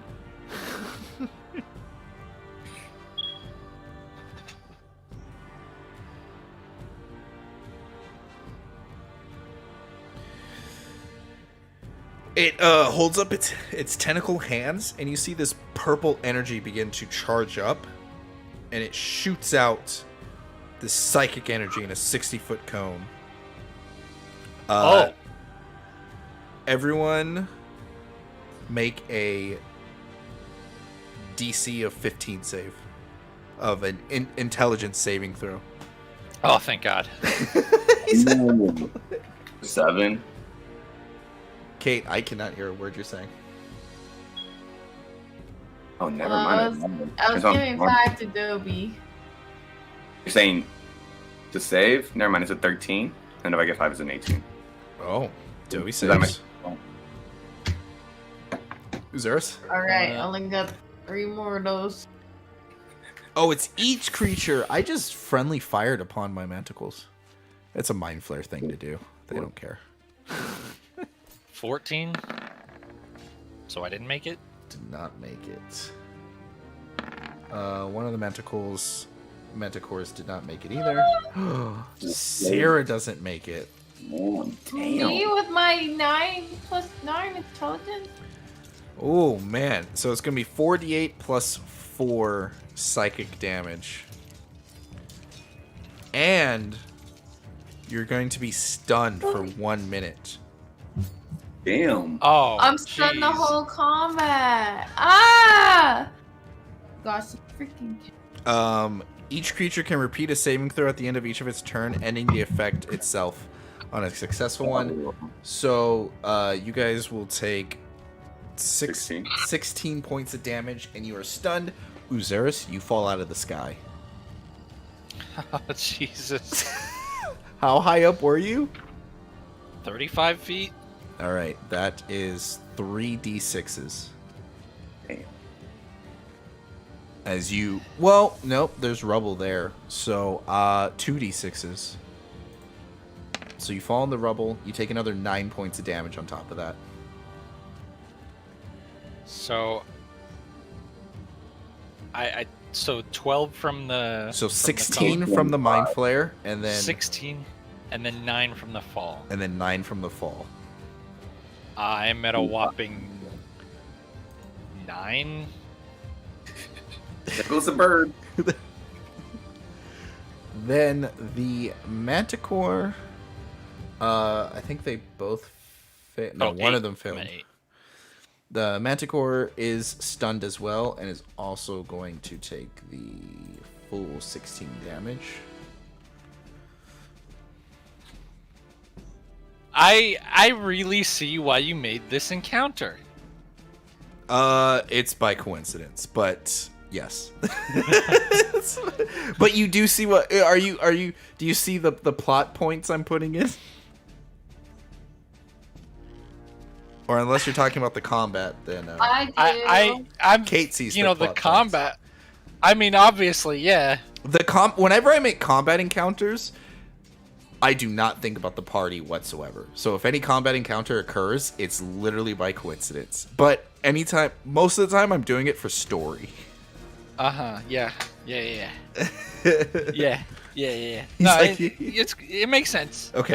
I understand. Okay, good. Cool. So this guy takes minus 16. Syrah, it's your turn. Unless I'm stunned, right? you are stunned. So I What think do I when have you to are roll? stunned, you actually just like lose your turn. Okay. Uh, But didn't you say I rolled to try to get out of? See, there's no surprise mechanic in the official rules of D&D. But there is, but it's not on the DM thing. I should just consider them stunned. Stunned creatures incapacitated, can't move, and can speak only falterly. The creature automatically fails strength and dexterity saving throws. Attack rolls against the creature have advantage. So you can, so you're incapacitated, which means you're essentially just, you can't take actions or reactions. But I can do bonus. But you can do what? Bonus. It's a bonus action. So you're unable to take bonus actions as well.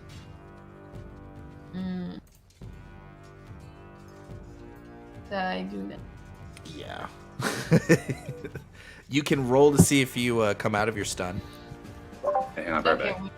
Oh, both manticores failed. They have an intelligence of -2. So this one falls out of the sky as well. Oh, gee willikers. What do I roll? Tell it. Yeah, intelligence. It's the same thing. You basically just have to beat the 15. Well, can I add 5 to my own? I don't know how that works. Maybe. I No, assume it it's a doesn't. reaction. Yes. Reaction. Yeah, you're unable to use reactions when you're stunned. You're not able to do anything at all, ever. I know, die. Okay, this manticore is going to hover above you guys, so it's going to go 15. It's going to go this way, 20 feet this way, 30 feet into the air. And it's going to it's going to shoot at Syrah with advantage. So it has its tail spikes and it's slings them over it to Syrah. 3 attacks with advantage.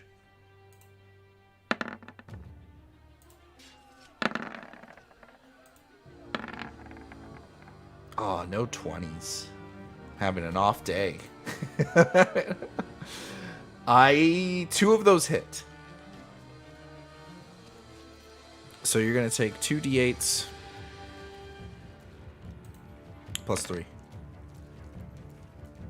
Or plus 6. So 16 points of damage, Syrah. I can't hear you. I think What was the other day? The 40. What was the other damage? Yeah, from the mind play. 16. 16.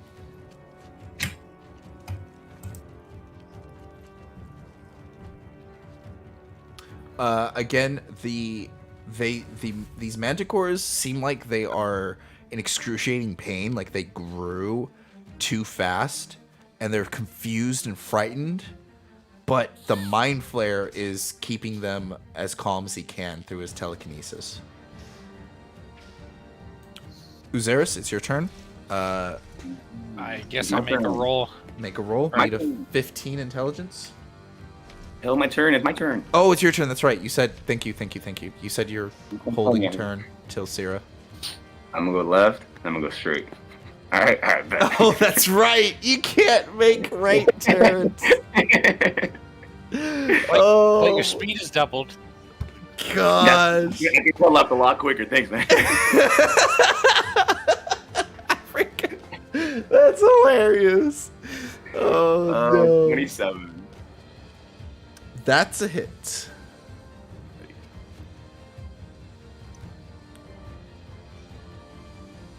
Okay, so 21, 26. 26 Damage. points of damage? Okay.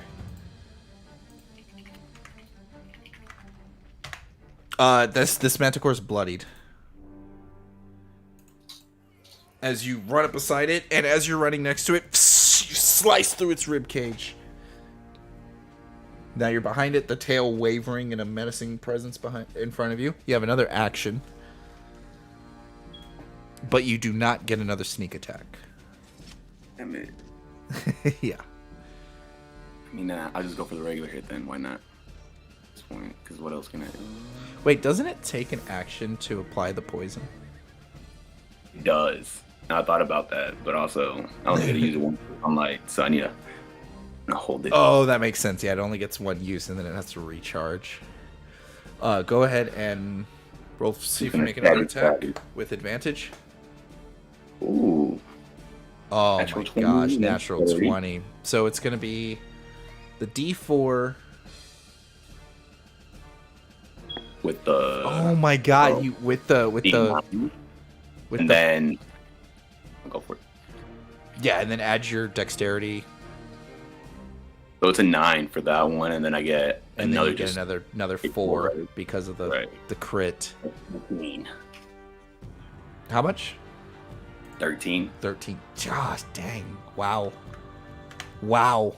Yeah, this one, you go in and you eviscerate it. You chop off its tail. It's no longer able to do range attacks.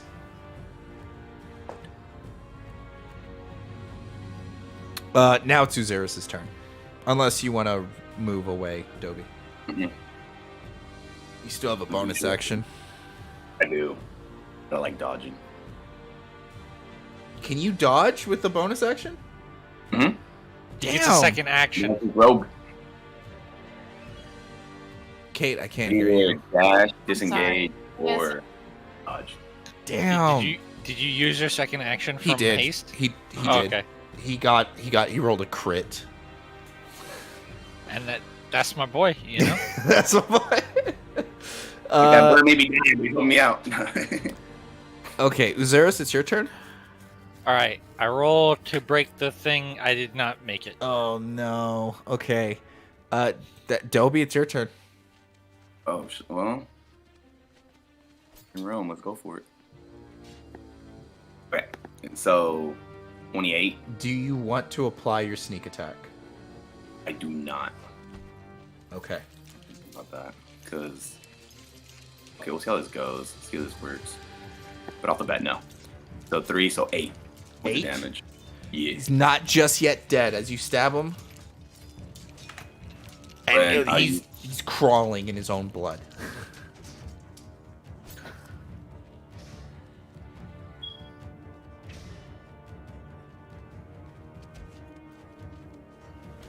Okay.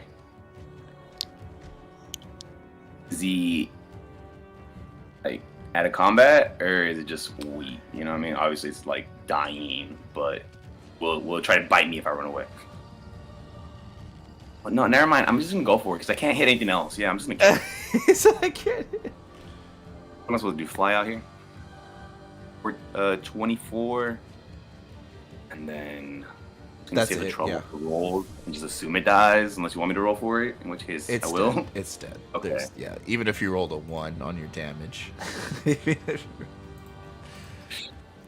you kill it. You pull back its head and you stab it down in the jugular as do a good old incision there.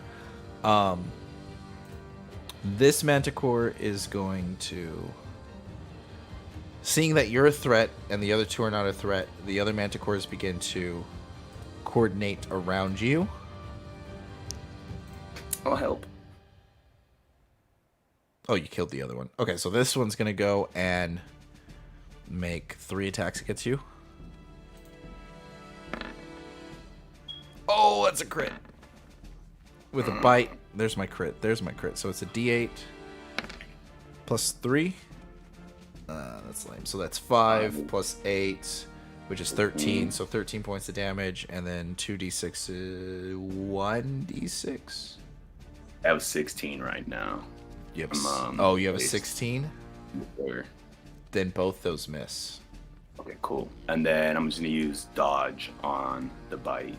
Yeah, I know what you mean. Oh wait, you had dodge activated on already. Fuck. What do you mean?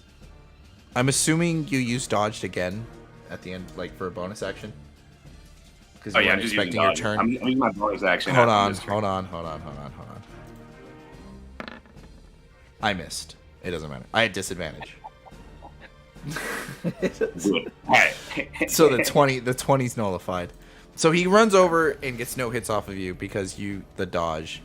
This other one, the mind flare.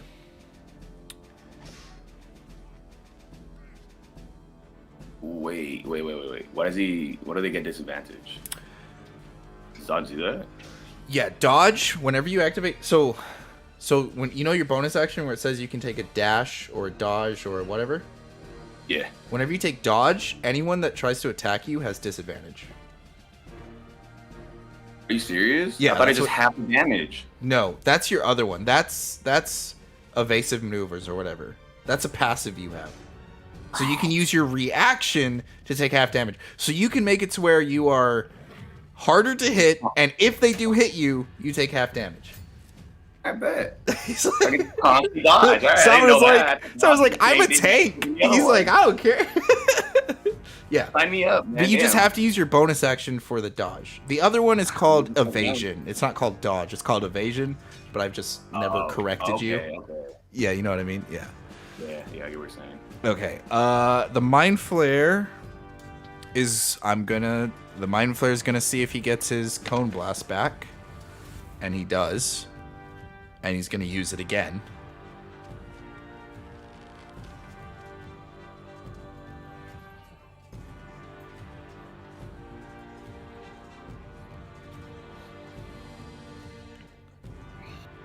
Everyone, I think the guys that are already stunned, do you guys just fail this? Yes, we automatically fail any strength save or dexterity save. This is an intelligence saving throw. Then I think we still roll. Okay, go ahead and make the roll. Dobie, make the roll. I got to roll for my manticores. Wait, so everybody roll? Yeah, everybody roll.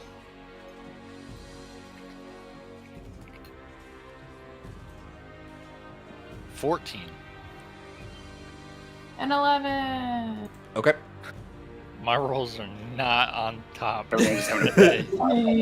Dobie, what you Like get? we're 15. 15? Oh, Dobie, you just barely pass. Yes. All right, 4d8 plus 4. 26 points of damage.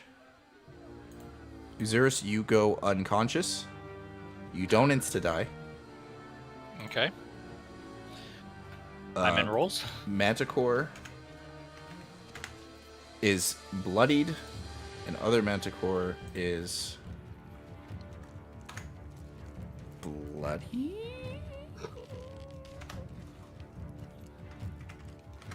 Or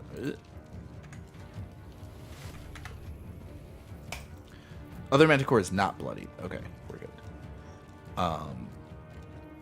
Syrah, make your save. Oh, did you take your 26 points of damage, Sarah? Yes.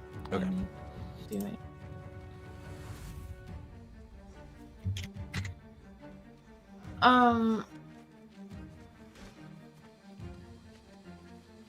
Okay. My Wi-Fi crap. You're I up. did it. You're up. Woo! Okay, this Manticore is going to jump down towards Dobie. Oh, Dobie, you're... Oh, you passed. That's right, you barely passed. Nothing happens with Dolby. Nothing. Ever. Okay, I get one hit. It's the 19 because of disadvantage. So don't get scared of that 20. That's freaking great. Oh, I lost. Because I lost consciousness, I lost concentration. No, that's fine. Oh, that's true. That's true. We should have been doing concentration saving throws, anyways. So you are taking another 6 points of damage.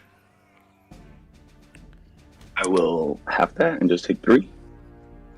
Yeah. Okay. So he goes. Yeah, you have your reaction. You still need to take the 13 points of damage from the mind flare. Never mind. I'll flip that and just take 6. You'll from the mind six. flare. Okay, so it takes 6. So I'll from the take mind 12 flare. total. It's like 12. Okay, there you go.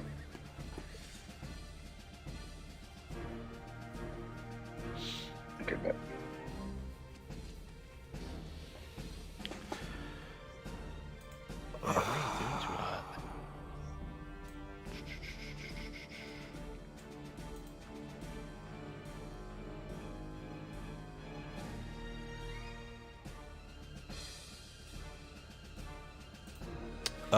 Okay, and then I'll take Mystery Crash again. Usurus, make a saving throw. Death save. Death save. Oh my god! Wow. Oh Man, I can my roll the grade. gosh. Do you have an inspiration point? No, I don't think so. Oh my. Okay, so Oh. that's 2 failures. Our bird friend Oh, might Dobby. be man. gone. Not like this. Dobby, it's your turn. How many sessions have you played with us? This is like his 3rd one. Third. I know. I'm gonna hold my action Maybe my and my fourth. turn until Sierra goes. I mean, do you count the Star Wars one? Yeah. Yeah, I mean, I don't know. You're gonna hold turn. So this Manticore is gonna attack you with advantage.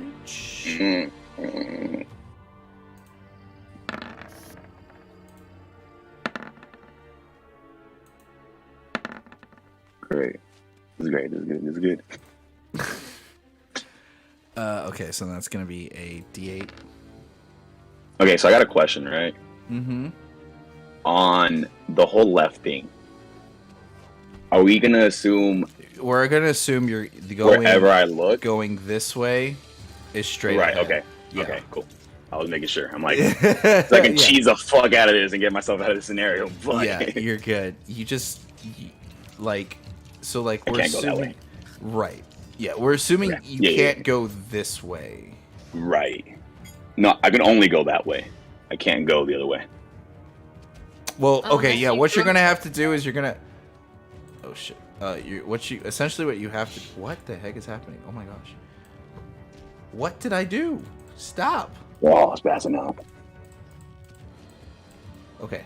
My mouse was messing up with me. Well, essentially, what you'll have to do is this.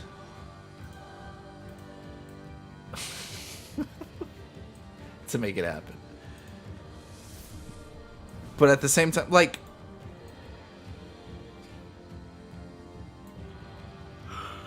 yeah. Well, what we should have done is we should have had like where your person is constantly facing to help you out. Right.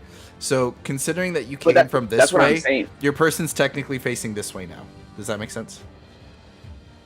So then I can only go left from this direction. But that's not. Can I just turn my body and cheese the left thing, or are we just sticking No, straight? because to, like, then you're looking at the pivoting. map. I can only go left. Because then you're pivoting right, and you can't make right turns. Oh, What I if I see do what a you're saying. full I see left what you're turn? saying. You pivot Yeah. all the way around. Yeah, do that.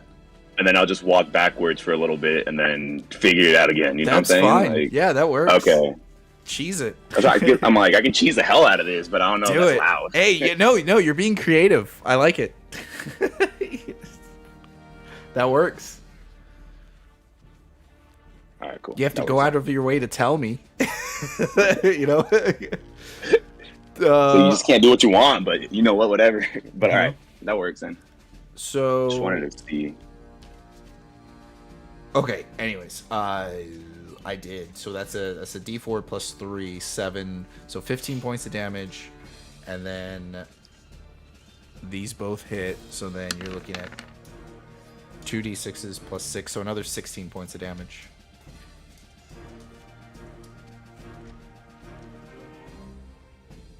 Okay, so So you from took the 20, how much did I take? Because I'm not half that. I'm just gonna not deal with that regardless. the biggest one would be the crit, because that's the 15. Right. Okay, so I'm gonna have 15, take 7 there, and then and then you still take 16. on top of that, Yeah, because these two d6s are technically separated. the same exact. Yeah, so I get what you're saying. it's like 3. So one of them's a 9 and the other one's a 7. But that Okay. that 4 above them is a 15. So that's the one where you'll take you'll take off the most chunk of damage. So then I'll take 23, and I'll get 52. All right, cool. Cool. I just missed my mouth when I tried to take a drink. That Manticore. I need to just take this Manticore off the turn order. Okay.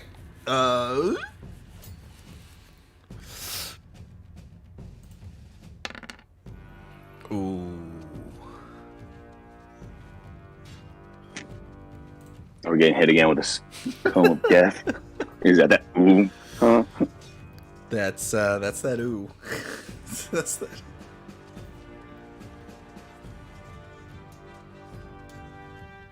Okay.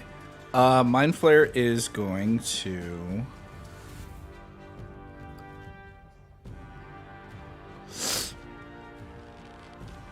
Can they fly? Can he at least cast Levitate?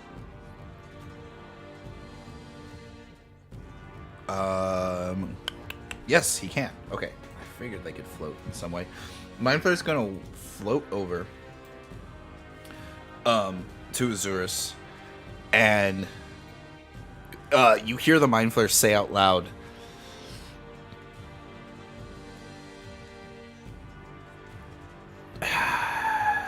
"That's not true." The Mind Flare speaks to you, Azurus. Even though you're unconscious, you have this this dream, and the Mind Flare is speaking to you telekinetically and telepathically. I need to stop saying telekinetic. Telepathically, and just you have returned. You have returned, and we are happy to receive you. As the Mind Flare kneels over and begins to pick up Azurus and put it in its pouch. So the Mind Flare is currently holding Azurus. Sarah, it's your turn. We can't hear you. Oh, I heard my. So I thought I was muted. You should Yelling. just mute your actual microphone so you can see that it's blinking, because you I never know. remember to unmute yourself. I don't. Or just don't mute yourself. I'm just afraid people get the feedback of the Of echo me. of you. Of me Yeah, talking. that's Here, I'll why- close the door that's and why. we'll see if that helps. But Okay.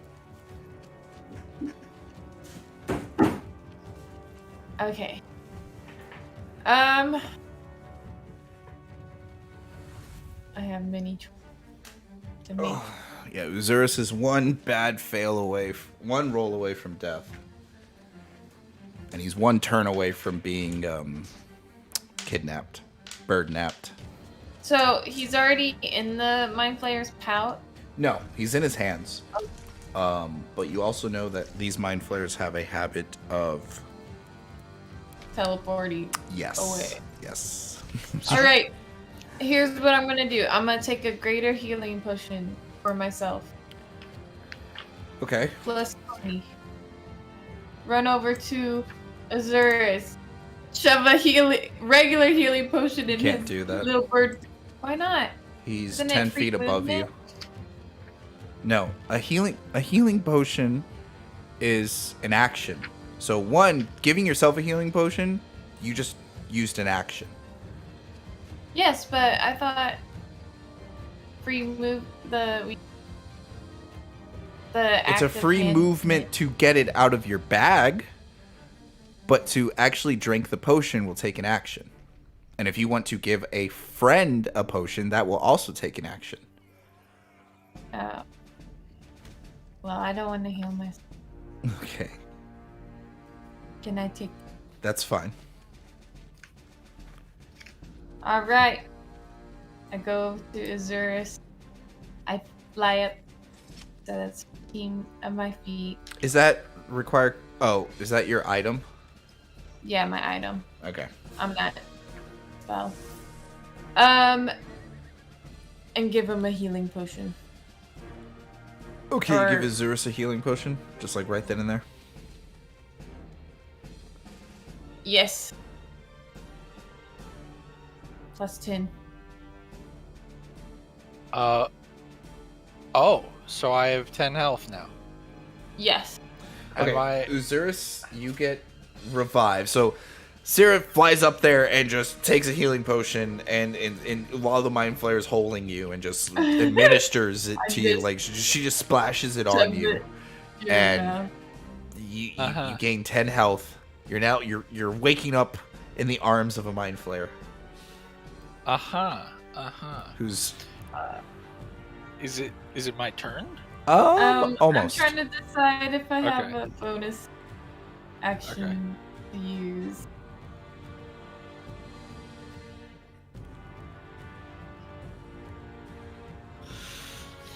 Can I use my bracelet that shoots rays? Is it a bonus action to cast it? No. Then no. Forget how combat worked, Kate. Wondering if it was. No, I do. Wondering That's my job, okay? No, it was a bracelet and not. But okay. That's all I can do. Okay. I go after Kate. Okay, go. Okay. So pivoting are we doing free movement or Don't is worry that? about it. Just do Okay. what you need to do. Just I'm assuming I'm looking at this guy, right? okay. I'm gonna triple pivot to look this direction, and then I'm gonna use disengage and move 10, and then I'm gonna go. Is that 5, 10? So do another. No, that's 15. So that's 25. How high is this building? 10 feet. Okay.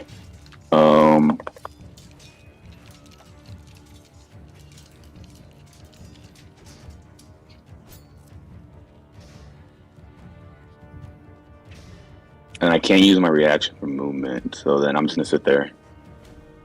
And then I'll hold my attack for. You can use your action for movement. Yeah, Or but then I can't do anything. I'm just gonna be staring at the mind flare, and that scares me. yeah, that's why I was like,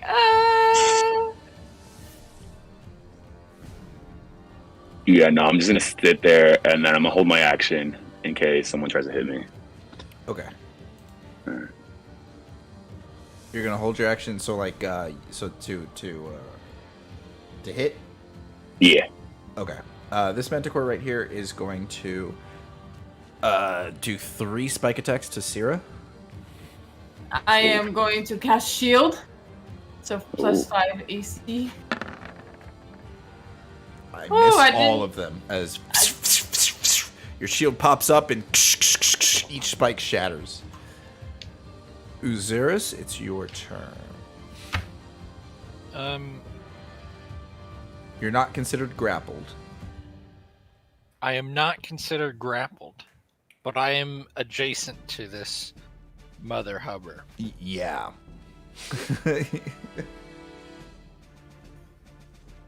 Okay.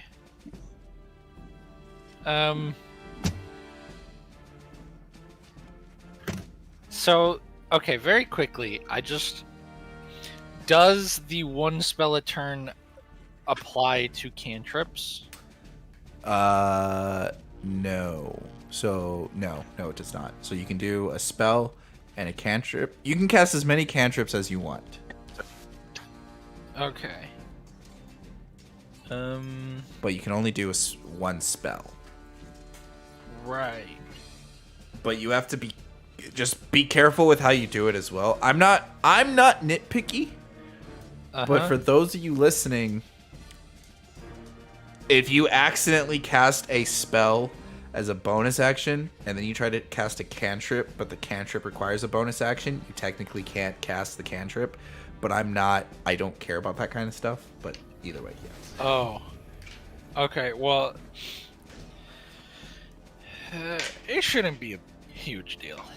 It should not be a huge deal. Okay. Okay.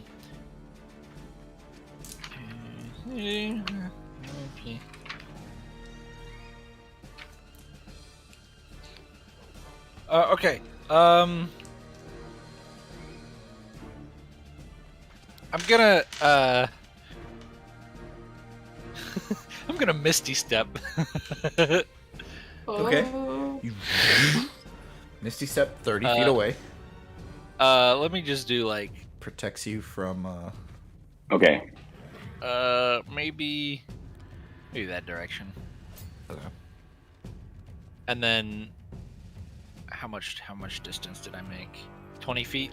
So I go 20 feet that way and I go 30 feet up. With your movement. Or not 30 feet, 10 feet up. Oh, With with the the rest Misty of Fit? Okay. Yeah, Yeah. Okay, I got a question just because I want to see if this works, right? Okay. So, second story works. I can do a running jump equal to the distance of my dexterity modifier, right? Which is 5. So, could I have, in theory, jumped onto the wall 5 feet and then climb my last 5 feet to be on the roof? Or no? I thought your dexterity modifier was a 4. It's a 5. I'm at. Oh, never mind. You're right. I'm at 9 saving throw. I'm just at 4. Okay, so it wouldn't work either way. And make these walls 9 feet. All right. I appreciate that. I'm not asking for too. I'm not asking for too much. Let But me would that just work? be cool. Yes, that would work. Okay, cool. That works then. All right. But you are right. Then I'm gonna cast Firebolt at the Mind Flayer. Okay. Is that's a range attack? Yeah, there's a ranged attack Okay. of 120 feet max, so I Gotcha. think I'm Yeah, good on that's that the front. one that does like D10s, It's right? the one that's stupid. Yes. And it's a freaking Yeah. cantrip. Does a 12 hit? Probably not. A 12 misses, yes. Okay. Then that's my turn. Oh no. Dobby? I guess I'll That's a fly rookie. up. So I'll fly up like maybe 20 more feet, so that I'm 30 feet in the air. Okay. Dobby? Okay.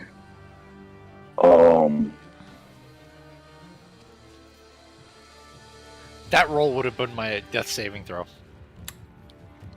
Oh, Yep. would've passed, Oh. No, he doesn't have a +7 in Constitution. oh. He would have died. I saved you. I was like, really debating. That's scary. That's scary. Dobby's contemplating life right now. Quite literally. Honestly. Quite literally.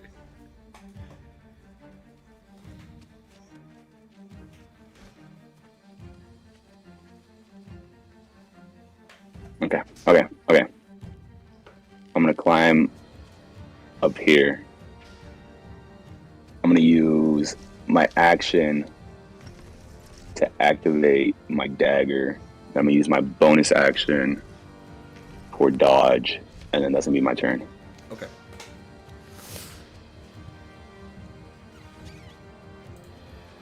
Okay, the Mind Flayer is going to go. Mind Flayer is gonna step up.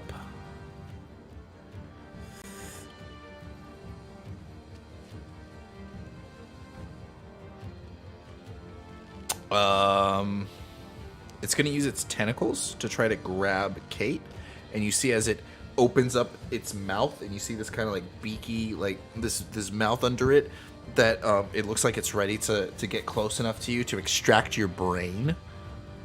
And as it goes to grab you with all its tentacles, seeing that you are the weakest person in its vicinity, it's going to make an attack on you. Oh, and miss as its tentacles tries to grab and task, and you see its beak attempt to crack your skull to suck out your brain. Unfortunately, you're holding it off just with your shield as this tentacle monster is just like reaching at you with all it's got.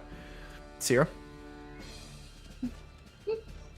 Okay, I'm still 10 feet in the air, flying, and I'm gonna move right here, and then attack. Hey, I'm pretty sure you skipped one of your guys' turn. Think so. Pretty sure. What are you Oh, gonna I did. I'm like, you went straight for the I did. I went straight mind for flick, the which is kill. cool. I respect it, but also. do? It would. It's trying to give its master brains. It would make 3 attacks on Sierra. Okay. It misses all its They all- attacks. Yeah. It misses all its attacks. I got a 28 on that mind flare. That's it. All right. If you guys are getting the sense that the Mind Flayer is trying to capture Uzeris alive. And when I hit, I'm roll 2d6s and heal myself. Okay. My archangel. So you hit the Mind Flayer. The Mind Flayer gets hit for the first time, and there's an interruption between its connection with the. No freaking way. It loses its connection between the Manticores off of the first hit, and you see the Manticores just start freaking out. Like they spend a turn technically surprised because now they're no longer being like mind controlled, and they're freaking out because they're not in their normal bodies. They're in horrible pain, and they don't know what to do. So how much damage did you do to that? You did 13 damage to the... Yes. Okay. And then I will hit again. Okay, and then you healed your fill for 2d6s.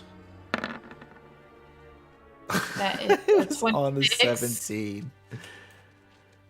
Oh, you're rolling with advantage, so it doesn't matter. So that hits as well.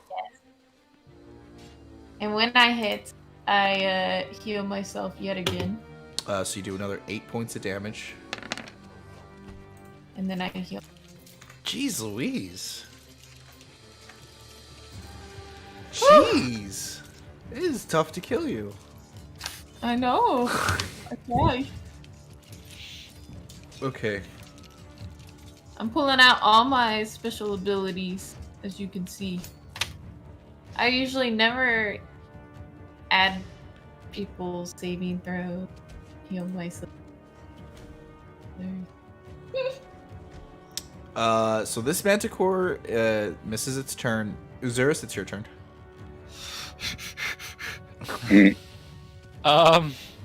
Yeah, you see as Sierra just walks up to it and just starts wailing at it and siphoning its health. I closed the door, kitty cat. You gotta go around. Is he sketching at it?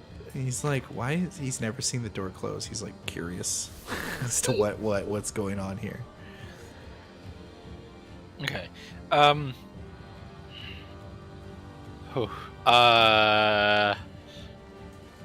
The best I got is a firebolt. It's pretty I'm good. Then do it. 24. That's a hit. Woo! Holy! I roll 3d10. Go Heck for yeah. God damn. Make it happen. Make it rain. 10. That's fine. That's good. That's still good damage. You blast him right in the chest, bloodying him. I see. That 10 damage I did. What a 10 it was. What a 10 it was. It goes over. And then I'll fly 20 more feet up in the air. That's good. Actually, 35 more feet. I am now 65 feet away from this mother hubber. That's just outside his cone range. That's just. You are good. Yeah. Dobie, it's your turn. Now he's scratching at the door. I'm a stabby. Okay, roll with advantage. Oh, Well, luckily it's 20. That's I know. a hit. Gosh. I thought you had a +9. Oh, and then a +1 from the dagger. Yeah, from the dagger. So Okay, what do I let do? me do that. Constitution Nice. saving throw? No, what's up? What do I do for the shit, is it? dagger? Yeah, hang on. I already forgot. I just saw it 3 seconds ago and I already forgot. I'm pretty sure it is con, though. He passes. well, Okay, how much damage you do? Okay, so we're going to ignore that 9. So 30, 33.